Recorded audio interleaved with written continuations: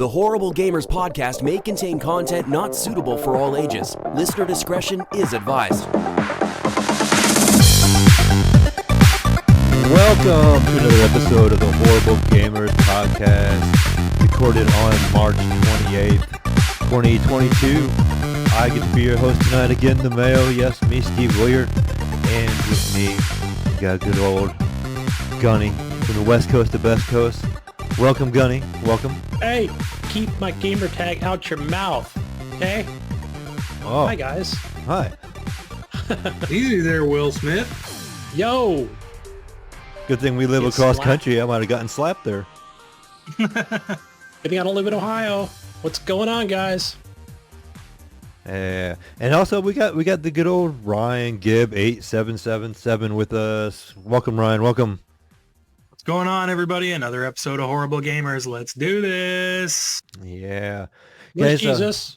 Yep. We have no Jesus again tonight. He is MIA. I think I might might have to join us send later. Gunny up to Oregon just to go get him. We'll check in on him or something. I haven't heard from him for a while, and I still haven't got my shower curtain, so I don't know. Calling, Maybe emailing. he's bringing it to you. Maybe that's where he's at. Maybe he's delivering You know what? the No, shower you know curtain what's in happening? person. You know what's happening? He's on his way here to kick me out of the country, remember? Oh, that could be he's the only got enjoying the NFT. NFT. Yeah. Yeah, because he bought my NFT. Oh, man. I hope that's not the case. Yeah, we will find out, I guess. Time will tell. Anyways, guys, you can follow us over at Twitter at _horrible gamers. You can also follow us and join our group over in the Facebook at the Horrible Gamers podcast community. It's facebook.com/horrible gamers.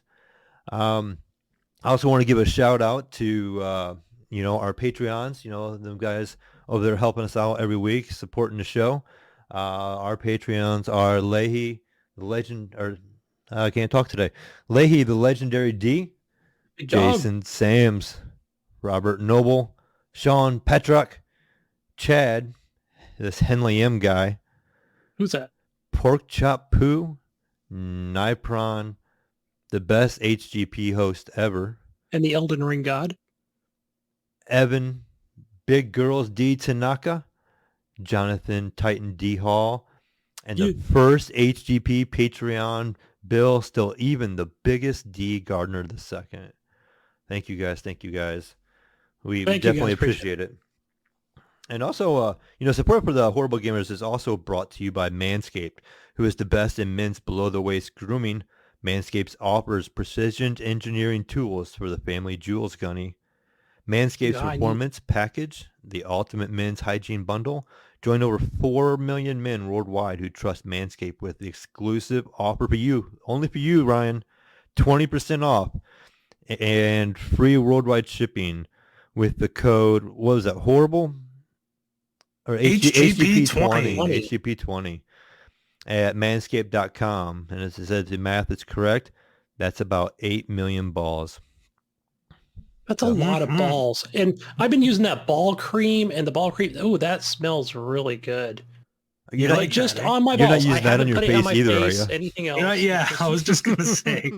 Not Yeah, going on see, my it's face. not- It's not with that, aftershave. eh? It's not aftershave, Gunny. Okay, although it does make great aftershave too, I'm sure. I'm sure it does. Also, Pick up my face. Also, guys, you can go over to, if you want to buy some of the Horrible Gamers merchandise, you can actually head over to Redbubble, where Ryan is still waiting for that shower curtain from Jesus. You can go over there, and they have the socks, and they have the T-shirts and the hoodies, and we got to start changing our wardrobe to our spring and summer clothes. So now it's time to order some more T-shirts, and Gunny's over there. He got a new notepad over there, taking notes. Trying to did, keep like, up. did I? Can you get like an HGP bathing suit? There you go. HGP Speedos? Yeah, it's got this design here from Jonathan Hall on here, and yeah. So I want to know where it would probably just right where the A is going to be right where the family jewels are. So yeah, and get the notebook. I got the notebook. This thing's great. Make sure before you wear your Speedo that you go to manscaped.com and use the promo code HGP20 because you'll save 20% off your manscaping needs so that you look good in that HGP Speedo. while you're Definitely. holding this notebook that I'm holding here in my hand, I think it was $8 or Nobody whatever. can see you, Gunny. It's an audio podcast. I know. Well, I'm holding it up for you guys. So this is one of the things I write down. I like to write down a lot of things. I use a pen and a paper. I received this on Saturday. Nice packaging. And yeah, I'm writing things I'm putting words down on paper. Sometimes I use a pencil too with an eraser. Nice, very nice. I also want to give a quick thank you to Phantom Mech for the intro and outro of this show. And, with that being said, let's get back to some video games. I don't have a whole lot of pillow talk or anything like that. Do you guys? You got some little intro talk? No. No? Well, like Jesus here, No. we don't have that. I mean, we could talk about my I little know. road trip for a minute, but that's kind of besides the point. And Yes, what are we because going I to did talk not about? watch that Chris Rock and video. Will Smith? No, thank you. Let's move on. Let's talk video games. I want to know, conspiracy theory here, is it Oh, real? God. Is it Oh, real, God. Mayo? Do you think it's real? No, we're I not want going to a talk poll about it, right Gunny. now. Did you not hear what I said? We're not talking about it. Yeah, we can talk about this later. There's a community question that comes up about this as well. So we can Good. we can tab on this later on tonight. Yeah, that's what Ryan said. Let's talk about some video games. You guys been playing games. I've been playing a game. Getting kind of involved in one. I've been playing this game, Gunny, called Core Keeper. And this is this cheap little $13 game on Steam. It's like $12 and change. Comes to like $13 on Steam. And this game is actually pretty addictive. I think, Gunny, I think you would like it.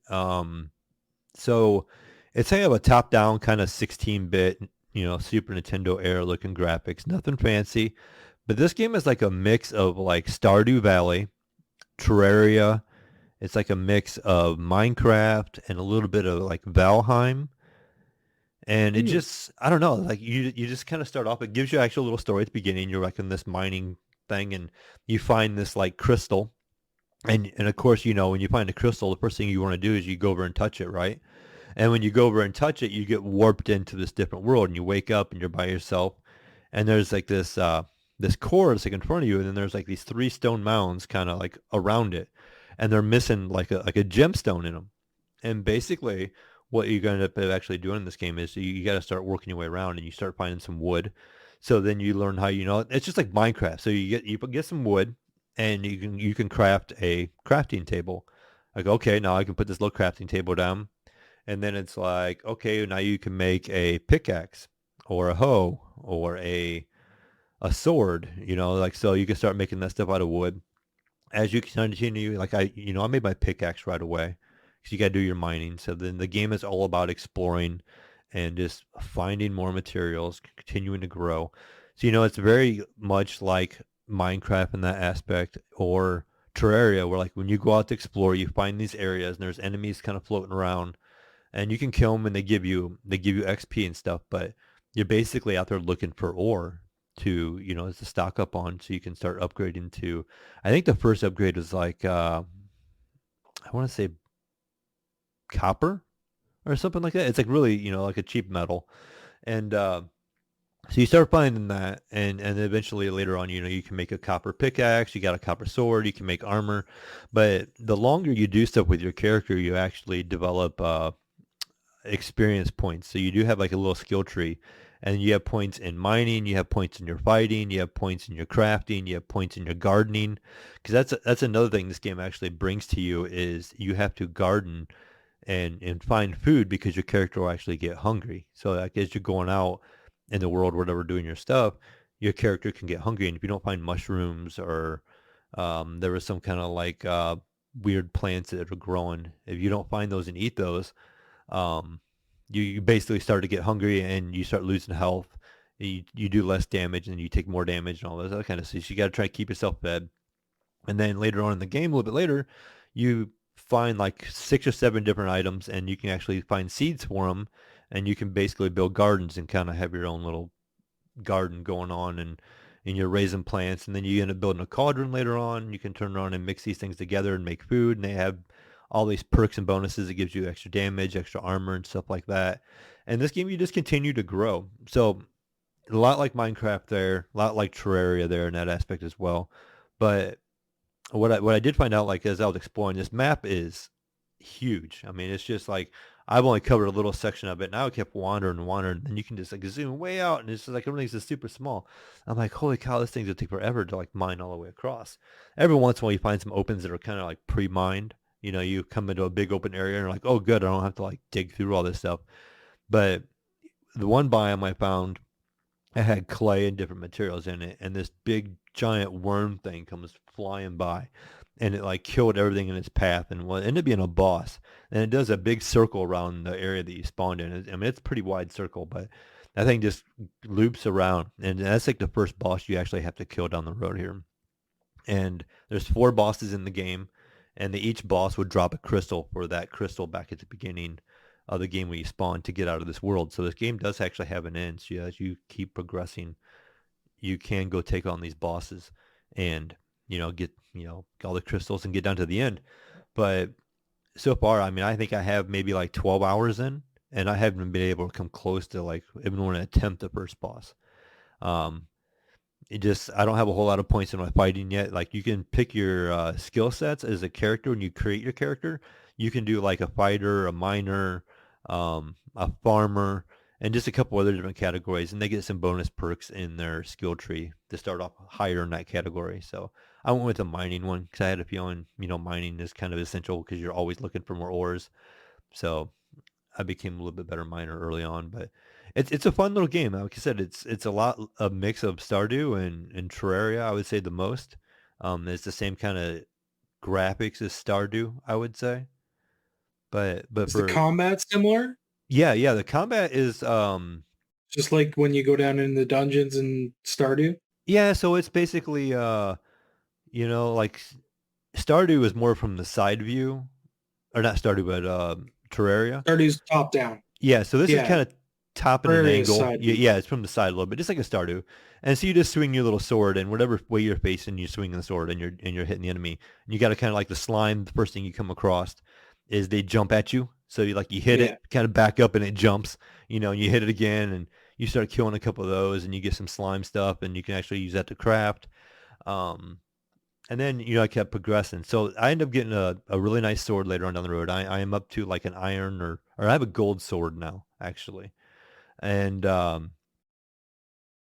using that, like, it's stronger. You wouldn't think it'd be stronger than iron because you don't think gold is kind of weak, but, it's like a soft metal, but they just rank it higher. And there's like one higher, I think it's, I can't remember if they call it like sapphire. I think it started with an S. But anyways, I'm like on the second highest weapon already, and there's still so many things I can do. Like I just happen to find the ore, and I'm making all that stuff, and I've been progressing quite a bit. But I found out the other day, like I can make I made like a slingshot, and so you have like a ranged attack now. And then I made like an armor set, and then I had like a necklace I was able to make out of parts, and that gave me like 9% bonus damage from my range or something like that as well. So you actually can equip and make different jewelry. You have like 2 rings you can equip. You can equip an offhand where you can do like a lantern so everything glows around you when you're walking around. Or you can equip a shield so when you hit the space bar, you hold up your shield and you don't take as much damage. It like negates like 70% of the damage, so you only take 30%.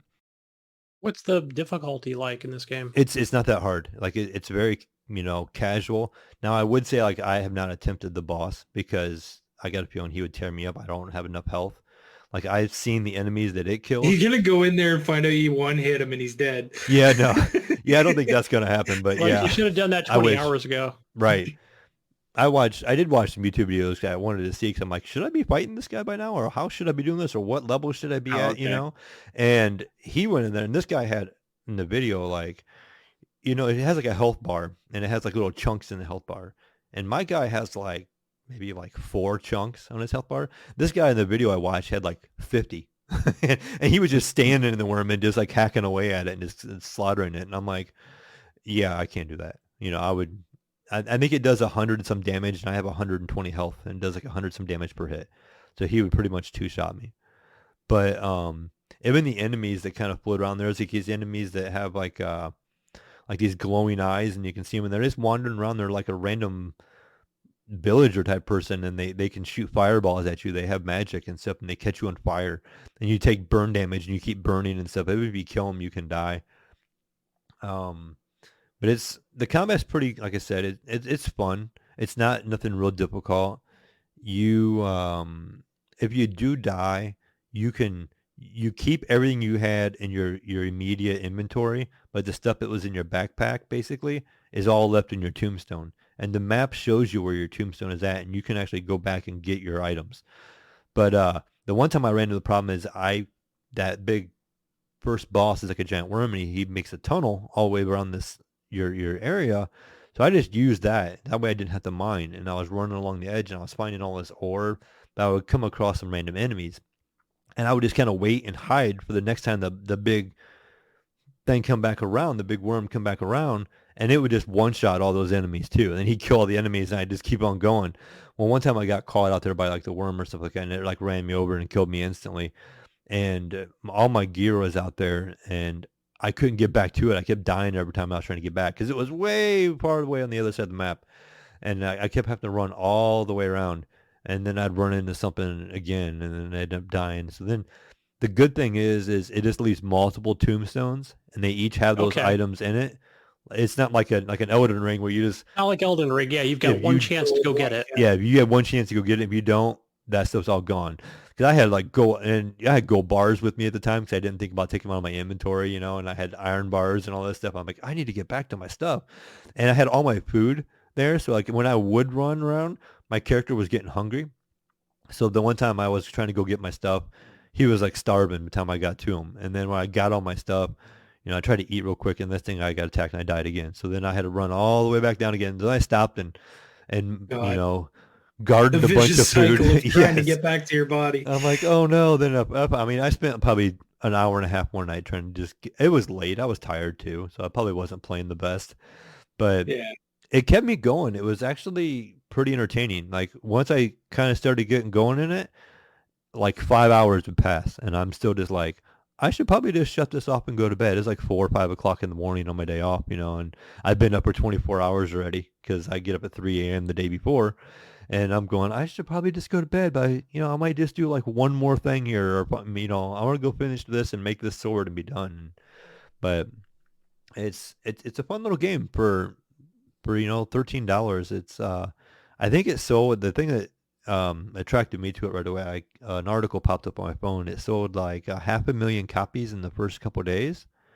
Wow. And so a lot of people were jumping on it, and they were like, it's kind of like all the craze right now. So I checked it out, and I'm like, oh, this actually is kind of like my kind of game. It's kind of laid back. It's kind of Terraria. Like I really like the Terraria, and so gave it a whirl, and I'm enjoying it.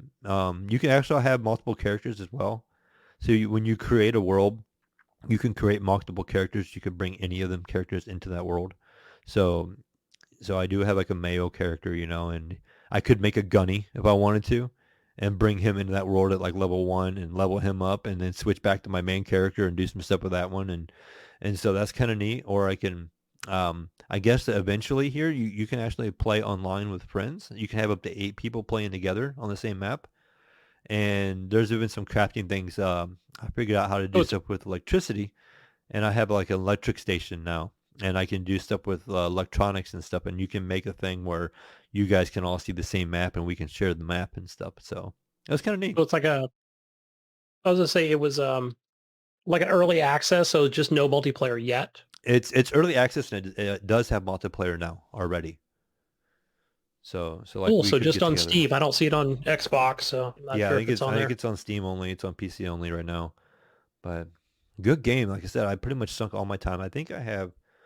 Without looking it up right away, I probably have close to probably 15 hours in the game, maybe off the top of my head. I might buy this for Kyle because he's kind of gone back to Minecraft with a friend this week, and you know how those things go. Once he's on a stint, he'll sit on that thing for like 4 or 5 days. Yeah, if he likes, I would say the best game to compare it to is Terraria. That's probably the he closest. loved Terraria too.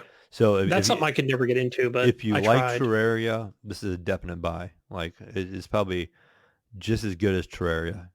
So I'm enjoying it. Nice. I'm gonna buy it for him right now. But that's pretty much all I've been playing though. Besides that, I've been on the run here and doing some different Mayo stuff, as we would call it, as Jesus would call it. Nico the other day messaged me. He's like, "Oh, you Mayo boys are out running around." So I did a couple of like a little road trip with some guys and some Camaros and stuff, and we were out having some fun too. Throughout my week, so that took up some time, and it was a good time. But Nice. It burned some rubber up, and oh yeah, quite a bit. I think I probably cut like the life expectancy of my brakes and my tires by a third, probably. yeah, Like went through $100 in gas in 5 minutes. Oh, I spent a little bit over $200 in gas. Ooh, because see, I was going to ask you earlier, but thought I'd wait for the show. Ouch. Yeah. Yeah, but I was only getting like 10 mile per gallon, so I mean our foot was in the throttle pretty good most of the time. So, but it was worth it. It was a good time. Good. I'll post some pictures on the Discord and the Facebook group. I know I posted some of my own personal feed, but I know a lot of members don't have me on there, so I can actually add it to the Facebook group and the Discord. So I'll put some pictures of the Camayos in there, we'll call them. But it was a good time. Mayo boys. Yeah. Southern Ohio. Hanging out in Southern Ohio. Nice. What have you been playing over there, Gunny? Wait, yeah. So, I mean, speaking of gas prices or whatever, not going to the compound or the house to, look at that because it's, it's almost 2 hours away. And that cost my Jeep $25. Yeah, I haven't heard you mention the house in a while. When's the last time you've been up there? We went up last week, but it's just more of you figure everything's there, right? I got the OLED TV, the Xbox. I've got a computer desk with no real computer at it, just a laptop with, with one of my old 1080p displays for, future stuff. And, but everything's there, right? All the furniture, all the, accessories and refrigerator and washers and dryers. It's just there. So like, it's not a rental. We can just go there anytime, So, when the apocalypse happens, boom, just take all the food and go there. And then it's almost just a duplicate of what we have in this apartment. So yeah, that's what it is, right? So, again, we're just renters here, you know what I mean? So you never know what can happen. But yeah, we can't travel to and fro, man, because it would just cost us too much in fuel. What do you think I'm getting in that Jeep? Probably 15 to 19 miles per gallon. So is it a V8 Jeep or is it like a V6 Jeep?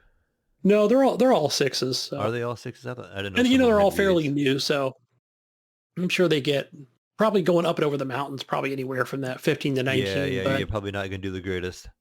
Yeah. But saving money other ways or whatever for, things, but video games mainly trying to. But yeah, speaking of that, so yeah, I'm gonna Ryan, I'll wait on Tiny Tina's Wonderland because I've been playing that and that's cool. But I will switch over to Far Changing Tides. I did finish that game after we talked. I talked about it last week, and yeah, it's whatever. It's just like start from the beginning and then you ended it. It's how long like, was this okay. game? Was it a very long game? No, I think it was. So this YouTube video that I watched, because there was a few places I got stuck. I think it said like 2 hours and 28 minutes, but I feel like this game took me like 3.5 hours for some reason.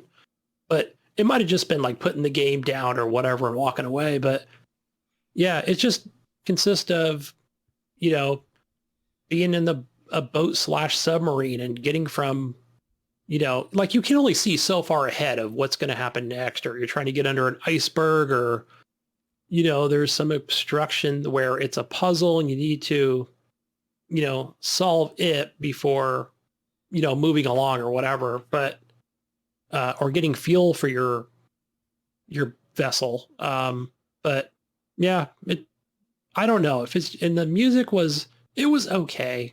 It just had that like, almost that like metal, not metal, but just, I don't know. It was real subtle and relaxing and, but not the greatest ending to it. And from metal to relaxing. I know. Yeah, I almost said, it was like thrash rock. I was wondering because I've heard about this game and it's like, yeah, very chill and relaxing. Super chill. Yeah.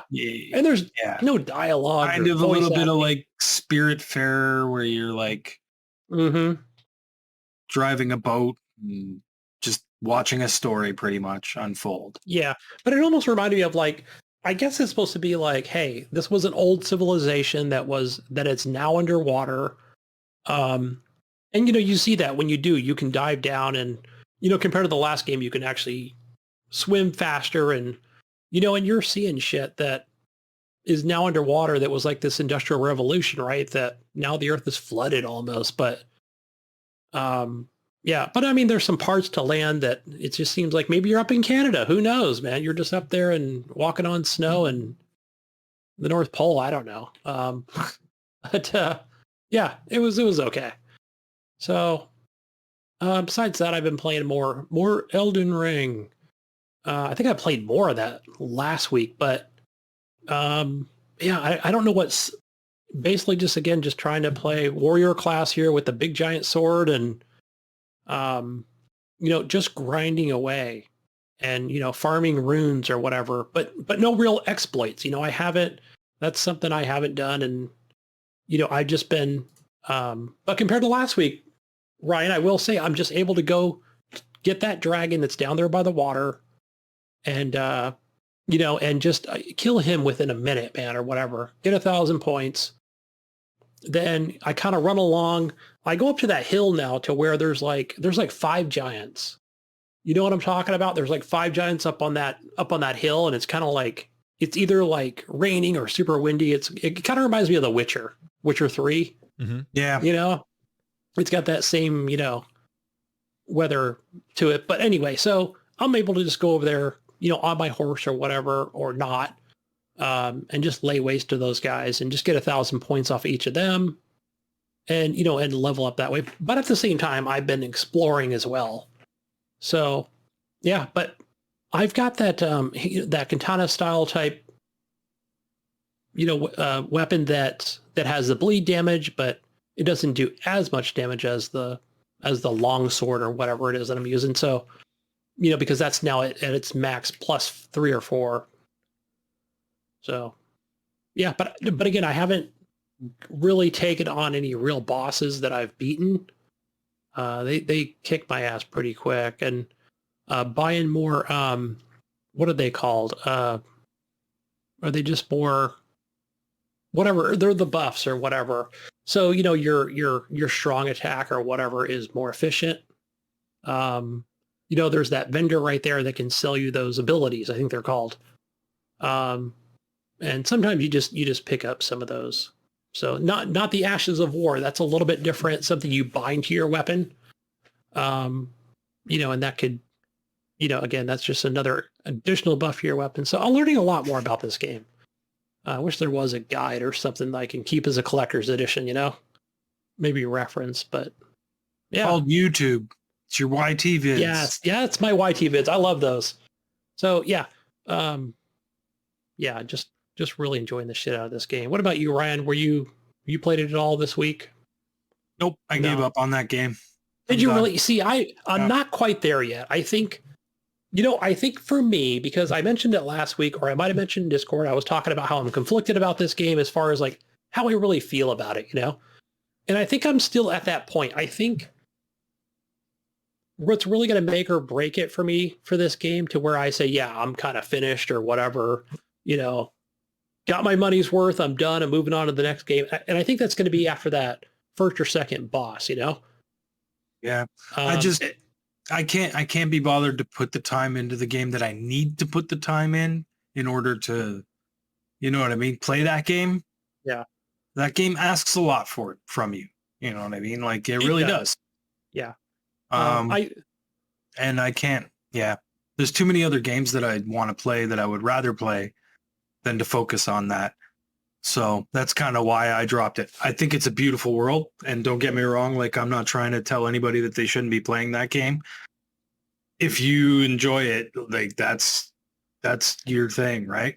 There's other games that I wanted to play more than that game in particular. But it's a very beautiful game. It's fun if you want to put the time into it. Yeah. When I think about this game, I always think about like, okay, I think of games that I really liked, other RPG games that were like Dragon's Dogma. Again, Witcher 3, third person, swinging swords, fucking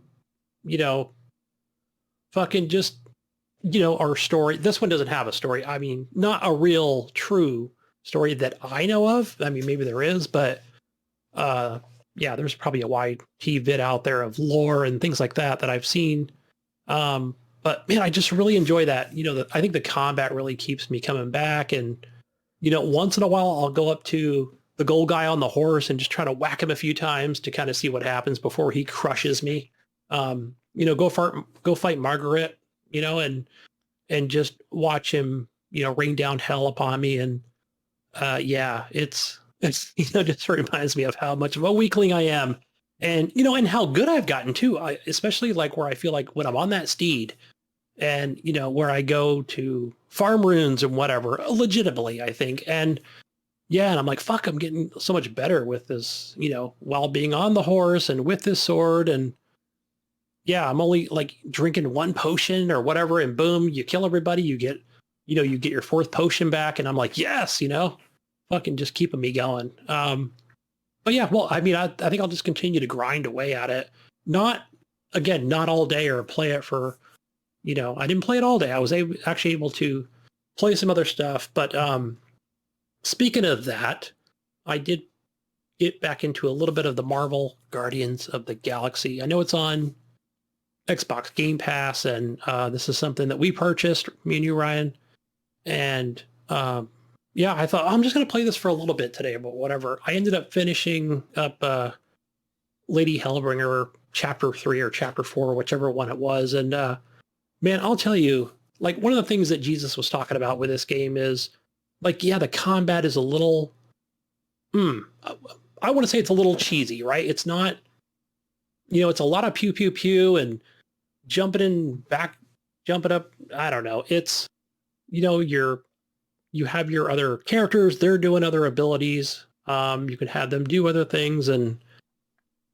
But I would say, like, one of the things that I like about it is probably just the story. It's a movie in a video game. And I'll tell you, Mayo, that, when you come up to Lady Hellbringer and you bring up Quill, hey, we got this creature that we're trying to sell because she's all about creatures, right? And Right. Lady Hellbringer's a badass, right? And then she's like, yeah, what kind of little creature is this? This little raccoon. And I think it was Star-Lord's like, yeah, it's like a what did he call it? Like trying to remember what, man, it was something like, it's a death animal or something, like something, Yeah. you know what I mean? And then she's like, really?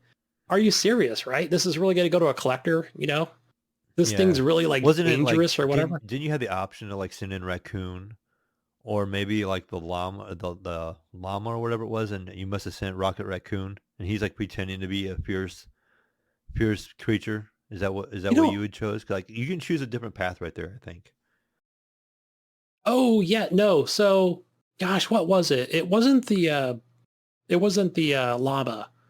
It was either Quill or somebody else, wasn't it? Yeah, it was But something either like way, that. it wasn't. Yeah. So, but yeah, I mean, you've got this relationship, you as, Star-Lord and Quill, right? There's that dynamic going on. I don't know, right? It's a weird relationship they've got, but and again, you can make those choices like you had talked about, and that's what really makes this game for me. And it's just minor things. It just changes the game just a little bit. Like the game's Yeah. pretty much the story is not going to really go any different, but it kind of goes a little different. The outcome's going to be the same, regardless of what that decision is, but it may change your dialogue options you have right there. Like when you send Rocket, some things will happen. Have you fought the boss that she throws at you then?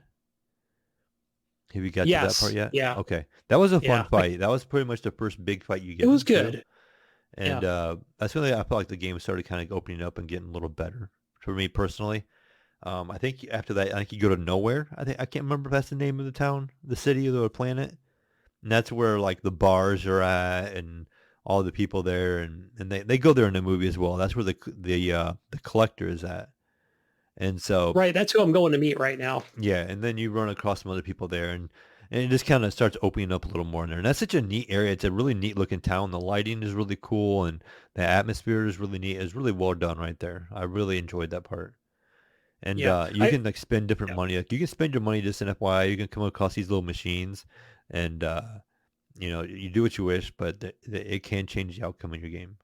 Like just so Okay, you know. because So, I'm collecting all the money. I understand the other stuff that I get for unlocking more abilities for the other characters. hmm So I've been doing that something along the way as well. yeah, and then So I think each the big thing to keep in mind, like I said, remember, like on each character is kind of the same. Like, so, there's like a stun, and there's like one that like groups, like they have an ability that will kind of group everybody together in one spot. And then there's one that would do damage, one that would do stun, and one that will, I can't remember what the third or the fourth one is. Maybe it's like another ultimate. But each character basically has that. So as you unlock them, you can pretty much unlock a stun for all of them. So like you can unlock a stun for Rocket, you can unlock a stun for Groot, you can unlock a stun for Drax and Gamora. So you have these stuns, but then you can also unlock, say, like a damage ability for some of the other guys. And so, like, it's in the same spot, so you can hit it pretty fast with just muscle memory. If you just know like that triangle button or whatever button you want to say you're using for that ability is just there. So like you don't even have to think about it. You're like, oh, I want to group these guys together. It's automatically hit this button, and then they'll use the ability and they'll group everybody in that area in one spot. Then you can use like an AoE damage thing where it hurts everybody in that area and stuff like that. Because it does get kind of hectic sometimes because enemies will kind of start coming from all different directions. And then there's enemies that you actually have to do like some stun damage to get past their initial shield before you can even damage them. yes. And then you have to damage them, and then they put that shield back up, and then you have to do that stun again, get that shield down, and do the damage and take them out. So you do have a little bit of that going on later as well. But yeah, I've been using. I did run into those enemies today where they you can see the shield around them, not like a boss, right? Just a low level trash mob type thing, but yeah, because I kept trying to like melee them, and I'm like, okay, I can't even melee them when they have the shield up. You've got to break that shield first. I love like the melee when you get to kick like the little balls that bounce around and they go flying off the screen. Talking about like early in the game, they're like a little spike bar. It's like a little ball, like a blob. They kind of bounce around, and you use melee on them. You can just kick them, like your character just. Oh yes, Star Lord, you just can't kick them off the screen. It's kind of funny. Yeah, it's very satisfying. But but I kept saying Quill or whatever. I meant Rocket, because Rocket was like trying to be like that badass, Right. And he's like he's trying to growl, but he's making like this like snorting sound, and I was just dying laughing.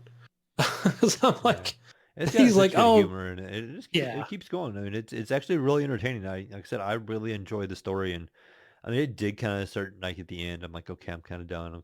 I just want to beat this game. But I get that way with a lot of games. Like as I get playing through games, once I hit about that 10 to 15 hour mark, I'm like, all right, let's just get this game done. So, but yeah, I enjoyed it.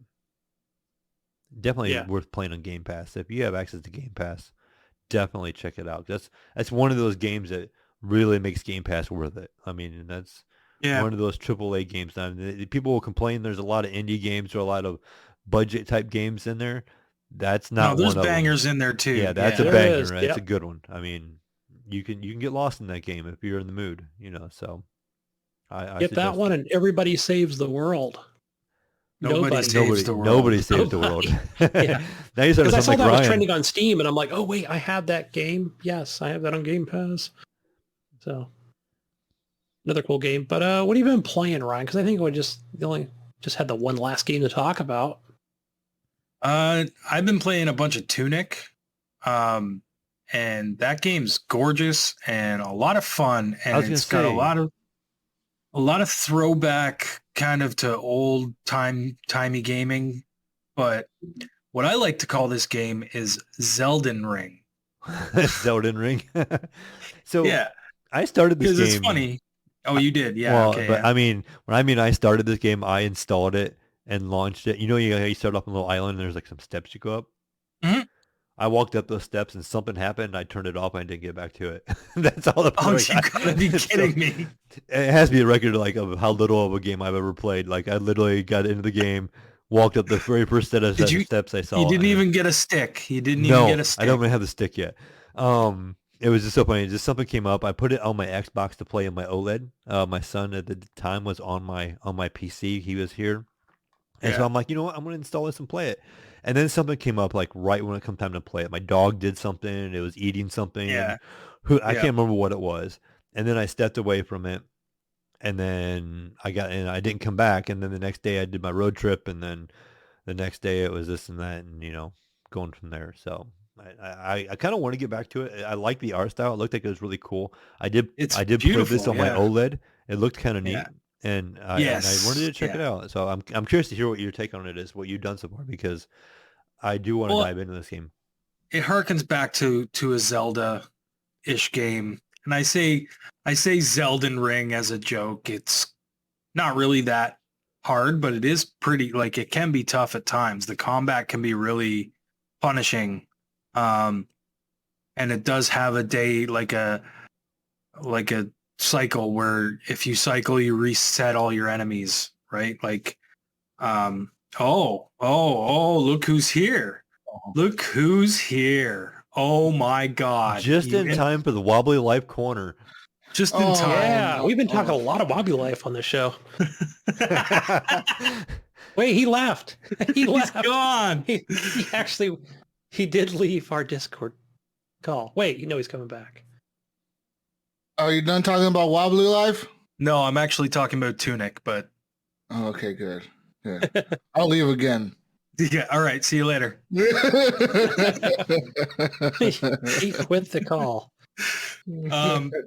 So yeah, it's a lot of, like, it's a very beautiful game, and very you got to think about it. It's a good game to play with, like, talking to people, like in a party or something like that. If someone else is playing the game, you kind of talking about your adventures together, and like, oh, I found this, and I went over here, and I went around the back of this bush, and the other person will be like, what? I didn't even know you could go behind that bush. And then they end up going there. You know what I mean? Like, so you kind of help each other out playing through the game. Kind of like I want to say like an open world where you can kind of go whatever way you want, or is it pretty much kind of linear in the way it's going to have you go this way and you're going to discover things, but it's going to kind of direct you the way it wants you to go? Or is it like an open world, like the original Zelda? It was kind of an open world. You could go wherever you wanted to in Zelda. It's more of an open world, but like there is no real direction, and even the direction it gives you, it's not very clear. But that's sort of the whole point of the game, is it makes you think about things. Like, as you go around the world, you'll collect these little shiny pages, right? And when you get them, they'll give you a page from like a Super NES instruction manual. You know what I mean? Remember back in the day when you would get a game and you'd like open the instruction manual and it'd have a picture of the like enemies and like, just basic things in the game to teach you about the game. Well, that's kind of what leads you down your path in this game. And you have to pay attention to that. But the thing is it's not even in English. It's in like gibberish language. So you know what it reminds me of? You can't discern it. You just have to look at the pictures, and then every once in a while there'll be a word in English or something, and you can just kind of piece things together, sort of. You know what I mean? Like, you'll see a picture and it'll be like, hold down A, and you're like, okay, what the fuck does holding down A do? I never knew. For the longest time, I didn't know what the hell. I didn't even know you could hold down A, right? Like, I had no idea. And then what does that do? It makes you do this little prayer thing. And those little gold squares that have been every once in a while, they look like checkpoints or something. Yeah. If you go stand on top of that and hold down A, you'll see what happens. I'm not going to tell you, just do it and you'll see what happens. But that's the point of this game, is discovery and finding things and figuring things out, right? Like you kind of start piecing things together because you find all these pages and then you're like, okay, now it's telling you about, your sword and what you can do with that. And it might tell you about something else. It doesn't tell you where it is. You got to find it yourself. But there are little like things, like little quests that you go on. And again, there's no markers. Nothing tells you, hey, go in this direction to finish this quest. You know what I mean? You just got to figure it out on your own. It's kind of like its own little puzzle. But it's really fun to explore and find all the little nooks and crannies that you can like That's that you what can it's go for me. into, and you'll get like some sort of reward from going in there. You know what I mean? Or it'll send you on a shortcut, and you'll be like, whoa, I ended up here. I came out the other side of this waterfall. I passed this waterfall 10 minutes ago. I could have skipped all of this and Yeah. gone through the waterfall. Like, you just didn't even know it was there. You know what I mean? But next time you will, right? Like, so you'll know to take a shortcut. And that's kind of like what I've really enjoyed about the game. It's like you're just kind of figuring things out as you go. Another cool thing about this game, I will say, and I have used it because there were points in this game where I was just like, no way, I can't do this. If you go into the accessibility options, you can actually turn on a no fail mode and a no stamina. Like, it won't take stamina to do anything. You can just roll as much as you want. And you can turn that on and just walk through things. You know what I mean? I kind of did that more for exploring. I turned it on, but I did most of my combat was still with it off, except for one of the bosses. He was just beating the living shit out of me over and over again, and I was getting really pissed off. So I turned on no fail mode and killed him. Baby mode activated. Nice. Gunny mode. Yeah. Gunny but I just mode. want to, like, if I had more time, you know what I mean? I would sit and struggle with it, but I don't want to struggle. I really want to see this story. I'm that enthralled in, like, figuring out all the different things that you can do, that I want to keep going, and I don't want to let the hardness of the gameplay keep me away from that. You know what I mean? I still want to see this game through, and I want to see it through till the end. But unfortunately, Tiny Tina's Wonderland came out, and I started playing that. What? And that's sucking me Playing in game. more than Borderlands 3 did. I'm liking this better than Borderlands 3. And it really reminds me, obviously, of the DLC that came out for Borderlands 2, the Tiny Tina's Assault on Dragon's Keep, I think it was called. Yeah. It's great. It's Borderlands, though. If you are sick of Borderlands and the humor and all that stuff, this isn't going to change your mind. It's more of the same. But I love that stuff, and I've always loved Borderlands, and I've always loved all the characters and all that stuff. So I'm really enjoying Tiny Tina's Wonderland. It's more Borderlands. You still getting all those outrageous guns, like Borderlands 3. it's like that's this. pretty much what Borderlands is. But I had this crazy shotgun that shot like a wave across like most of the screen, and you just fire this thing off, and it had ice, so it would make people freeze. I actually just recently had to stop using it because I was way over leveled for it, and I wasn't doing enough damage to characters or to the bad guys anymore, so I had to give it up. But yeah, I like when you first start out, because I didn't know a lot of, like, I just barely watched the one trailer that came out a year ago. So I didn't really know a whole lot about, the game, other than it's Borderlands, and I've played all three, finished one, 2, and 3. But it's like this, where I come in and I'm like, oh, because you create this character in almost it's an RPG almost in a way, because, well, it is, because I think I chose, I don't know, I came from I'm a failed monk or something like that. It's like one of those things where, that's who I am, your mantra or whatever. But I come in there, I'm like, oh, is it just going to be melee? Because you start off with a melee type axe or whatever it is, a sword. Yes. Yeah. And I'm like, is there guns in this game? I didn't even know. And then I think the first gun you get is also a crossbow, isn't it? Yeah. So when I picked it up, Mayo, because when the game kind of starts out, they're playing like D&D, right? Like a tabletop type game. Yeah. And then I think even, what's his name's like, wait, there's guns in this game? And then Tina's like, I'm making the rules here. There's guns in this game. So it was like, nice. Yes. Love the humor. Yeah. But a lot of people have said that they, they're sick of the humor. They don't like it. I don't know. It still makes me laugh. I do think that 3 was a little too much, but this one seems to pull back a little bit. And even Tina isn't quite as crazy as she is in like previous games. So yeah, but I don't know, man. If you're itching for some Borderlands It's definitely worth playing. It's a good shooter. It's fun. Lots of different gun types and like elements and stuff. There's a lot of different creative characters. So there's like 6 classes this time that you can be. Which one did you pick? Did you say you picked? I'm trying to think of who it was, but I can't remember. I can't remember what I chose. I chose it really quick, and basically, I come from I'm a failed priest or monk or something, right? It was more of that last option that you chose, and so if anybody asked or whatever, I took the spore warden or whatever. I think that's what I mushroom. had. Yeah. You got a little but I don't mushroom? have the mushroom yet. Where's my mushroom? He comes later. You got to keep playing. Okay. Yeah. Oh, that's cool. We chose the same one. Every time I hear like this game now, I think about Borderlands 3, and that game, like I remember I was excited for that game when it first came out, and way it works on Steam a lot of times, like my son and I share the same PC, so like I have my PC here and he comes here and plays it. So if I buy a game on Steam and I install it, it just shows up on his Steam. Like I don't have to family share or nothing because it's installed locally on my PC. So Steam just kind of recognizes it as being there and just kind of adds it to his library. When that game came out, since it was on the Epic Store, I went ahead and bought it under his account, thinking it would just show up under my account on the Epic Store the same way it does on the Steam.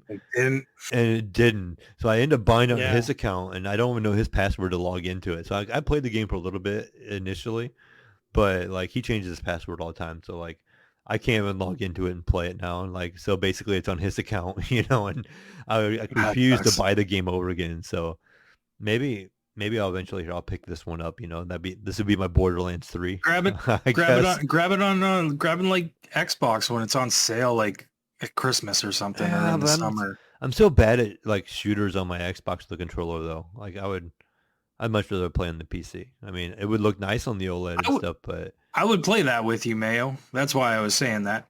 I think it's running at 60. I don't know if it's 30 or 60. Yeah, I don't know what it would this run game on Xbox. Xbox. On the One X, probably 30, I would imagine. I guess, yeah. But I'm playing on the Series S. Pretty sure it's 60. Anyways. Have you thought about getting this at all, Jesus? No. No Tiny Tina? Any Elden Ring, Jesus? Any Elden Ring? I feel like that'd be a challenge for you.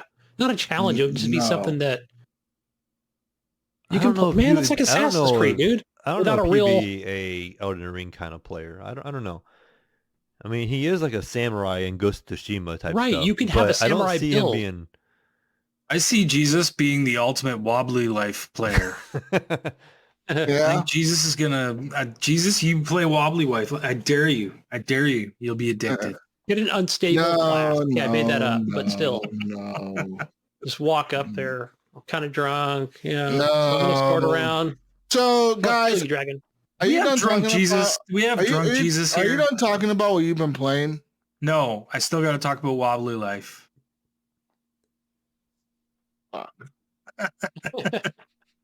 No, I didn't really do much. I didn't really do much in wobbly life yet this week. I've just been getting new cars and trying to unlock the cars and stuff. So nothing, no fun stories. So that was it for me. What about you, Jesus? What have you been playing? Jesus back, yeah. Jesus is drunk and he's coming back on the show and he's slurring his words. This is a good thing that he's not hosting the show because this would be really bad. By the way, guys, go to manscaped.com and enter the code HGP20 for 20% off. It's your jewels for the tools and the fools. Thank you. Jesus. The Chris Rock slap is real. It's fucking real, Jesus. It's real. Chris Rock got slapped last night, and I decided to come on the podcast to discuss this important event. So I personally think that Chris Rock was in the right because he was making a joke. You know what I mean? Comedians, I feel like, have immunity from being assaulted from people when making a joke. Well, yeah. And I feel like Will Smith took it too far. Yes. Because he was laughing. He was laughing in the first place. He was laughing in the first place. and he obviously he understood the joke because he was laughing at it, right? Correct. But Probably. he did not react to it or did what he did until after he realized that his wife was yes, when he mad looked about over it. at her, yes, he knew he had to sleep. He was going to sleep on the couch But for the next 2 weeks. I don't think it's a case of he shouldn't have hit him. That's Pretty it. much. If you wanted to go up there and say something, then go up there and say something because he used his words at you, so you can use your words back at him. You had no right to hit him. There was no physical. pretty much. So that's my thing. But I also look at it like Will Smith was just defending his wife. Yeah. When this all went down, I haven't told Gunny. I'm like, Gunny, you're tripping. This does not look real. This is staged. Because But when you watch the rest of the video, you watch the rest of the video though, you could tell that it was real because Will Smith is going off. He's pissed off. As you know what, we've all known Will Smith for how long? So if Will Smith would have walked back to his chair, we hang out on the weekends all the time. Word, me and Will Smith, we bros. Me and Will Smith go back to like 1995, bro, when I was 4 years old. He was doing Christian rap, wasn't he? He was my next door neighbor in Bel Air. Yeah, I remember that guy. You went back in Philadelphia? You remember him? it is the whole He's way not one like, to use F-bombs. went down when he like just walked up and the way he slapped him, and the way like Rock didn't really like react. See what happens. And Jesus then shows up. Will Smith just like walks away. So like weird. It just looks so awkward. Like everything was so awkward about it, and it almost felt so staged. You know. I think Will Smith hit him, and he realized what he had done as he turned around and walked away. Yeah, I think he was like, "Oh shit, what the fuck did I do?" I just did that in public. Damn it! On live television. Yeah. And everyone's talking about Will Smith's like apology that he gave later on in the show. Yeah, I seen something on Twitter or something. He was crying. He was crying on the show, talking about there's no place for violence. Let me tell you something about Will Smith, motherfucker, and him crying on stage. That motherfucker is an actor. Yeah. That speech to me was completely fucking fake. Yeah. It was not real. It was not heartfelt. It was not real. It was not a real apology. I don't feel like I don't think like he felt any remorse over it. Do you think that really maybe it was fake? Just thinking that, hey, I got $20 million from this movie and I love all the money? Is that what you're thinking? That really no, I'm thinking he realized, oh fuck, I better say something while I receive this award and act like I'm sorry about this and maybe fake cry a little bit, and maybe I'll get the people to not be pissed off at me. Because there was That's some what video. he was thinking. Because his fucking crying was fake. It was fake, dude. He wasn't sorry. Because later on that night, they posted videos of him partying at his fucking after party, all dancing and shit. He wasn't sorry. So if you think Will Smith is a good guy and he felt really bad about it, no, he didn't, dude. I don't buy it. Back in 2012, but it was in France and was a reporter. Because they showed it, whatever. But the guy was kissing him on his cheek or whatever. He grabbed Will Smith. Wait, guys. I don't know. Why do we give a fuck about this? All right, listen. It's two fucking people that had a disagreement. If it was anybody else in the fucking world, nobody would give a flying fuck. Because we got some good memes. Why are we talking about this? Well, because I was saying that it was real last night, Ryan. That it really happened or whatever. Because I watched a video saying, no, the slap was real because when the hand came down on the face, so they couldn't have staged it or whatever. But then I think Jesus was trying to disagree with me. So. Oh, I was disagreeing. I'm like, it doesn't. But again, that was just immediate reaction. You don't see a mark on Rock or nothing. You know, like where he hit him. And I think Chris just the reason he didn't react to it is because he knows in his head. He's like, I'm live on a TV show and I got to keep going no matter what the fuck happens. You know what I mean? Like this shit has to keep, scenario. Yeah, like this shit has to keep going. I can't just react to this shit while we're doing this right now. Like, this, the show must go on. Yeah, like there's somebody. He already got canceled from one show, right? There's like a prompt screen on the back of the room, like telling him, "Don't react, motherfucker. Keep going. Keep going." You know what I mean? There's like a screen in the back of the room, this prompt screen, and it's telling him, "Motherfucker, you better just keep going. Don't mention nothing." Yeah. Just keep fucking going. Keep going. Just no awkward silence. I do love Jesus, the meme you threw out there with the Rock saying it, like making the joke about the Yeah. movie, and it's just Will Smith like cheering, Laughing. laughing. Yeah, like, hey, go smack Like a I rock. said, in the beginning, he was laughing about it, so he obviously understood the joke. It was just the only reason he went up there was because his wife was pissed. And I feel like after all the shit they've been through in the past few years or whatever, He needed to show he would defend his wife. yeah, he doesn't want to look like a dumbass or something up there, you know. But at the same time, now I feel bad for But he did. Chris. But he did I feel bad for Chris because in the future, I feel like this is going to happen. In the future, Chris Rock is going to be doing some stand-up somewhere. He's going to make fucking fun of somebody in the audience. And then it comes, yeah. And somebody's going to stand up and go up there and try to slap him. So that motherfucker, Yeah, at but- whatever show he does next, he better have a lot of security. Jesus, yeah. on the You know, stage. right after he got off the stage, the first thing he did was call and hired like twice the security that he normally has at his shows. I guarantee it. That motherfucker better, he's going to have like 50 security guards in front of his stage now every time he goes and does a show, you know, because he He's got a knows. whole posse.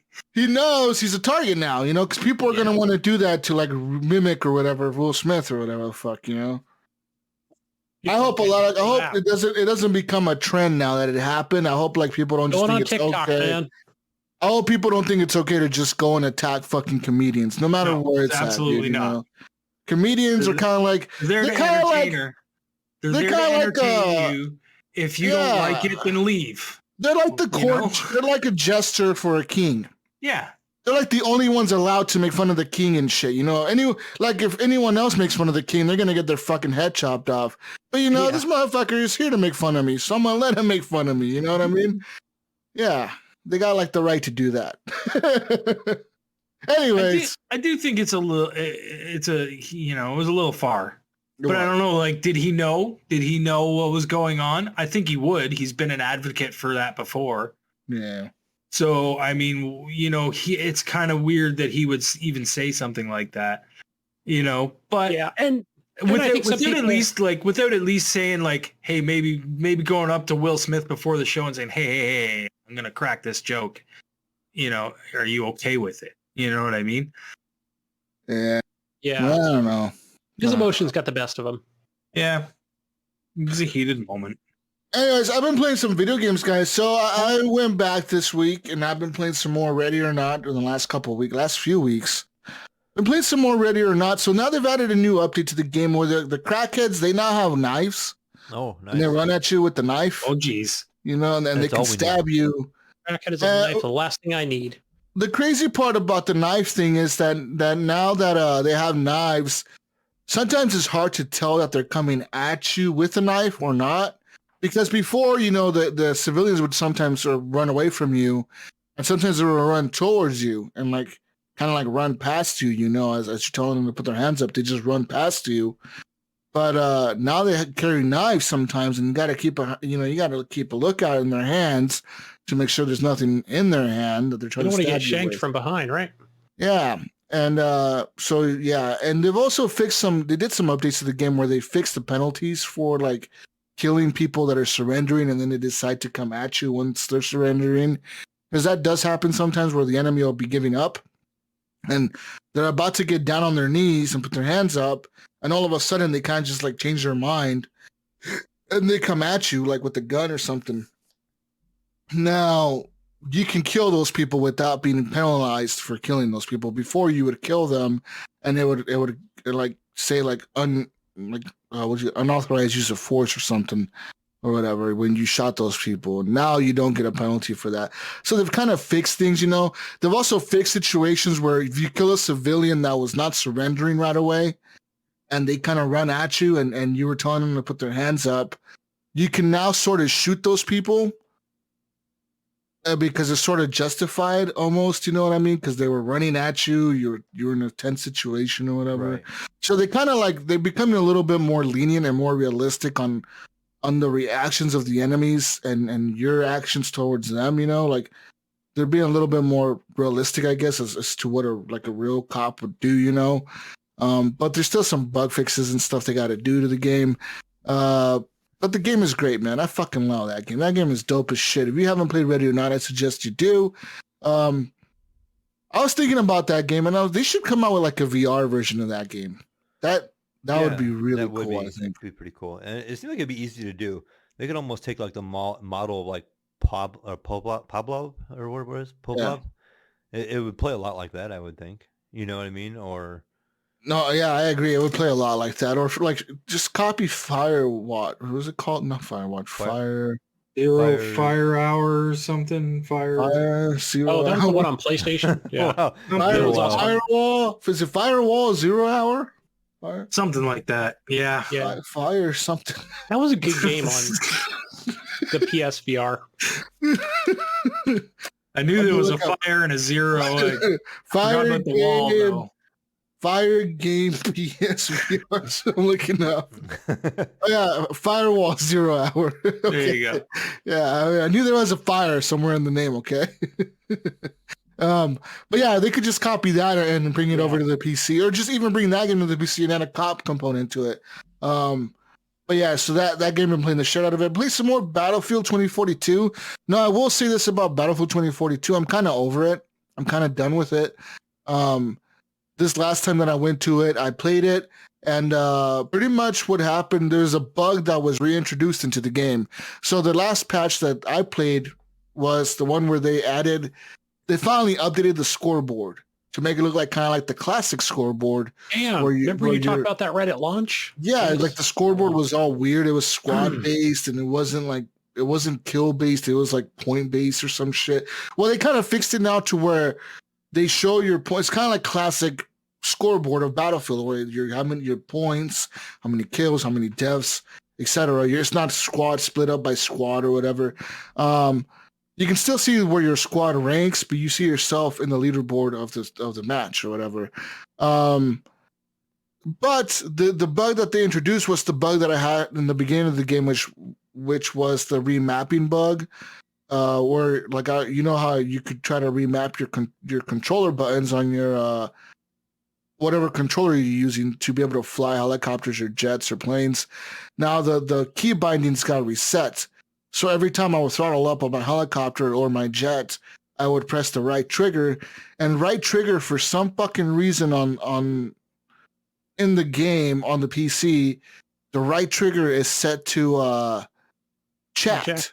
No, set to chat. So you press the right trigger, the chat window pops up. So you could type something. It's like, why would you map that to that button? You know what I mean? Like, that's a fucking weird button to map the chat to. But they have it mapped to that by default. And I was trying to change the key bindings on that because I did that before. This update somehow reset them. And I was trying to update them. And when I went into the key binds, that fucking screen that popped up that would say like, hold down the 3 little line buttons to exit or whatever. And that menu pops up and then it freezes the game. Like, the game doesn't freeze technically. The game's still running in the background. You can hear the game going, but that screen won't come off. It's just you're stuck in that menu. You cannot exit out of it. You cannot hold the exit key on your keyboard. There's nothing you can do. You have to Alt F4 that bitch. And then pretty much that's the only way to get out of it, to Alt F4 and force close the game. And then you have to relaunch it. And even when I relaunched it and I tried to do it in the main menu, same situation happened. Yeah. And now I was like, you know what, DICE, I'm done. I was like, this is some bullshit, dude. Like your fucking flagship shooter, and it's trash. Like, what the fuck's going on, DICE? You know, it's really like they really dropped the ball with this game, man. You know what they did? Jesus, you know what they did do? They announced another Battlefield game. This is stupid. Response. This is stupid. Like the game. No, I'm not buying Battlefield 6. I don't give a fuck. I don't give a fuck if Battlefield 6. If Battlefield 6 comes out with the trailer and it's Battlefield 4 remastered, I'm not buying it. I'm not. Yeah. I'm not buying it day one. I will wait till the game is out and the bugs are out and people are playing it and people are actually enjoying it for me to actually buy it. You know, I had a lot of faith in DICE and a lot of faith in their shooter, and I'm a big fan of Battlefield. And with that being said, this game is not good. Like, as much as I enjoyed playing it and the fun that I had with it, it doesn't compare to Battlefield 4. Because I re-downloaded Battlefield 4 after that. That pissed me off. I went and re-downloaded Battlefield 4 on my Steam account, And I got into one of those matches, and that fucking feels like Battlefield, dude. Like, there's so many players, so many servers going, and like the chaos and explosions and the fucking tanks and the helicopters and the snipers and the classes, everything feels like Battlefield in that game. This game, this new Battlefield 2042, this bullshit class system they introduced, the fucking specialist perks where anyone can be anything is fucking stupid as shit. Would you say that's probably the worst part of the game? Like the it is one of the worst parts. Is probably the biggest setback. It is. It's like a huge mistake. It's like they try to be Call of Duty or something. You know what I mean? That's what they were trying to do. Is they were trying to outdo, Call of Duty. They're trying to copy Call of Duty with the class fucking perk system or something, and they fucked that up, dude, big time. If they did just that one fix, say they went back to the old style class system, would that make this game still feel like Battlefield? A little bit, but not really. No, it's still missing some other stuff. It's still missing a lot of shit. It's missing the gun selection. Dude, Battlefield 4 has so many guns. Like a shitload of guns. And they actually introduced more guns once the game came out. Pretty much every DLC that had maps had new weapons with it, whether it was machine guns or light machine guns or whatever the fuck, it always had new guns with the DLC. So you always had new assignments and new things to try to unlock. This shit, they have like 5 guns per class, per style or whatever. I wouldn't even say per class because there's no class. It's like they have like 5 guns per weapon, per weapon class or whatever. So they got like snipers. They got 5 snipers. They got like 5 submachine guns, 5 pistols, 5 assault rifles. Like they only have like 5 fucking guns of each gun, While Battlefield 4, you had, even at launch with the vanilla maps and the original, just the base game, you had like an abundance of guns to choose from. If you didn't like one gun for whatever reason, there was always a gun you could find that you would eventually like. You know what I mean? Yeah, that's key right there. This game doesn't. There's no submachine gun I really like in this game. Maybe they planned on bringing that stuff in later, but then the game came out in such a bad state. They were like, shit, we got to fix this first before we can worry about adding new guns. We got to get this game better. And maybe. But why is there so little guns in the beginning? Why couldn't there have been 10 guns per class? Do you think they're going to try to add this stuff later as like DLC or oh, definitely they will. They will because they'll try to. Try to make some money. Pull the typical EA by putting in, let's call it loot boxes or loot crates. Not necessarily that, but like literally money made by buying guns. Like they'll add those guns later. Maybe that was their thinking, so they didn't put those guns in initially. And then the game came out in such a bad state. They're like, oh, shit, we got to fix this first before we can actually start making guns that people are going to buy because we need people playing it first rather than buy guns. I wonder if something like that happened. Yeah, and I can see them also doing something where I could be totally off base here, but where they kind of say like, all right, yeah, here's 5 new submachine guns or whatever. But you get the one for free. It's a free download, but the other 4 are part of that DLC pack, right? But just to the way they present it. But that would just be for any company that does that sort of business model. But yeah, I don't know. Yeah, I don't have any articles. I just kind of like saw that on Twitter, or whatever, with a new Battlefield, and they've already. I'm over it. 2042, and I think Battlefield 2042 is going to end up like Hardline. That's what's going to happen to it. It's going to end up like Hardline. Jesus. They're going to move on. Yeah. Jesus, I called that. Yeah, fuck you, Ryan. Okay. I fucking told you that. Yeah, I think you're probably right. I think it's going to happen. I think they're going to just move on from it. They're going to have to. I mean, the game is so bad. There's literally, let's look at the Steam charts. Yeah, it was crazy. The numbers I've been listening to. Yeah.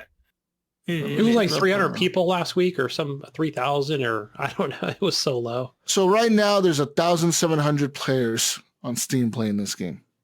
And it honestly, Jesus, in my eyes, I think they should just dump Battlefield for a couple of years.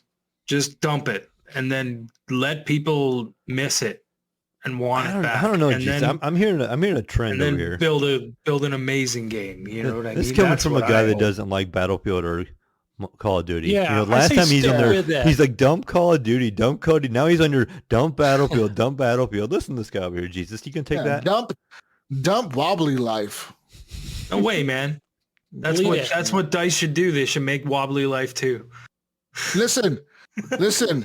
Battlefield 4 right now, Mayo has 1,772 players. Kind of equal. Wow. Battlefield 2042, their new game, has 1,729. So it actually has like 50 less people playing on Steam. Yeah. Battlefield 4, which is a game that came out literally I think almost 10 years ago. Was it Battlefield 5 is the one that's been ranking the highest in the last I don't know. 2 months or something like that?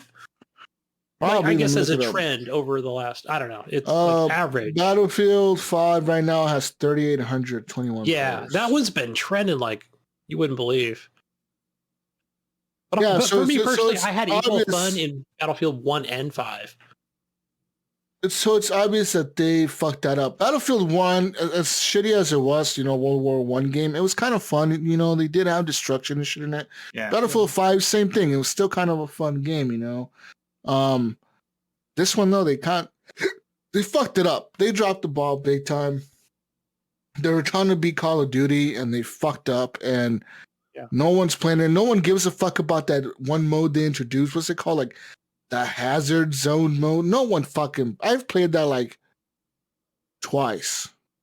Well, it's no like one- the Battle Royale thing that they put in. No one cared about that either. No one plays that fucking mode. It's like some bullshit fucking. Yeah.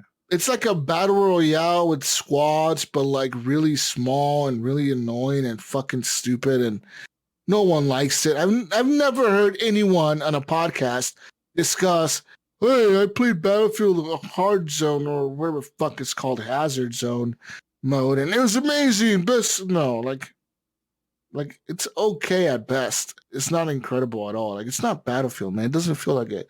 So, guys, you fucked up, okay? And I think that EA really dropped the ball here.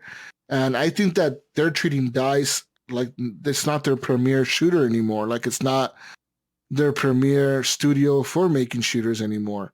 I feel like they're like, DICE is like the old, listen, Mayo, DICE is like the old superstar on the team, right? He's like the guy that was the shit a few years ago. He was like he was the captain of the team. Getting ready to retire. Yeah, he's really good. He was really good like a few years ago. He was the captain of the team and everything. And now he's kind of like, we got a new young kid. He's doing really good. He's a real superstar. And he's kind of like the star of the team now. And you're kind of just like you're a star too, but you're kind of washed out, buddy. Like, you're the washed up guy that's not as good anymore. Let the young guy take the lead here.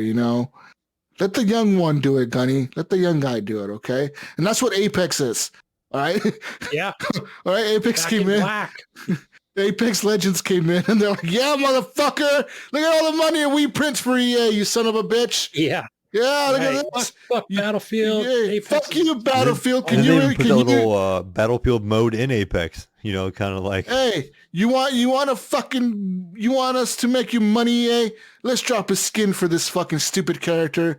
Oh, look at that, we're printing money again. Woo! Yeah. That's how they do it. Yeah. Here's Battlefield. Like, oh, guys, I got Boomers hazards. play that game. That's I got Hazard dad shooter. Zone. Jesus, you're playing a dad shooter Hey, right now. Gunny, I got Hazard Zone, Gunny. You want to play Hazard Zone? You want to? Let's You play wanna it, Jesus. play? I unlocked my Will You think Smith costume. Apex ate Battlefield's lunch Fortnite? That knocks them down another peg. But I'm talking in terms of like within EA. Since Apex is owned, it's owned by EA. Like They're all in house. They're on the same team over there. yeah, they're on the same team, and like Apex is like the new young player, right? They just came in. They even gave a fucking DICE Los Angeles studio to the fucking guy who brought Respawn in. They gave him the fucking studio. It's like it's like the Swedish guy is in Sweden. And He's like, hey, he's always hated Battlefield, right? hey, It's always been a listen, rival to Gunny. him. Listen, Gunny. Alexi is over in Sweden. Like, oh, I worked for you for years, EA. Where is my studio? And they're like, oh, sorry, Alexi. We're gonna have to give this one to Vince. Yeah. And Vince is like, I always fucking hated that Battlefield game. Vince is like, what's up, The new bitch? guy we hired. Yeah. This new guy. He's over from Respawn. Oh, Fucking boomer dad shooter. the fucking Swede. This is how the Swedes, man.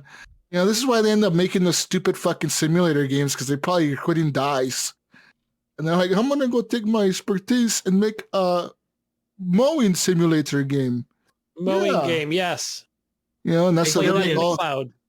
They make all the simulator games. They're using Frostbite engine to make the simulator games now.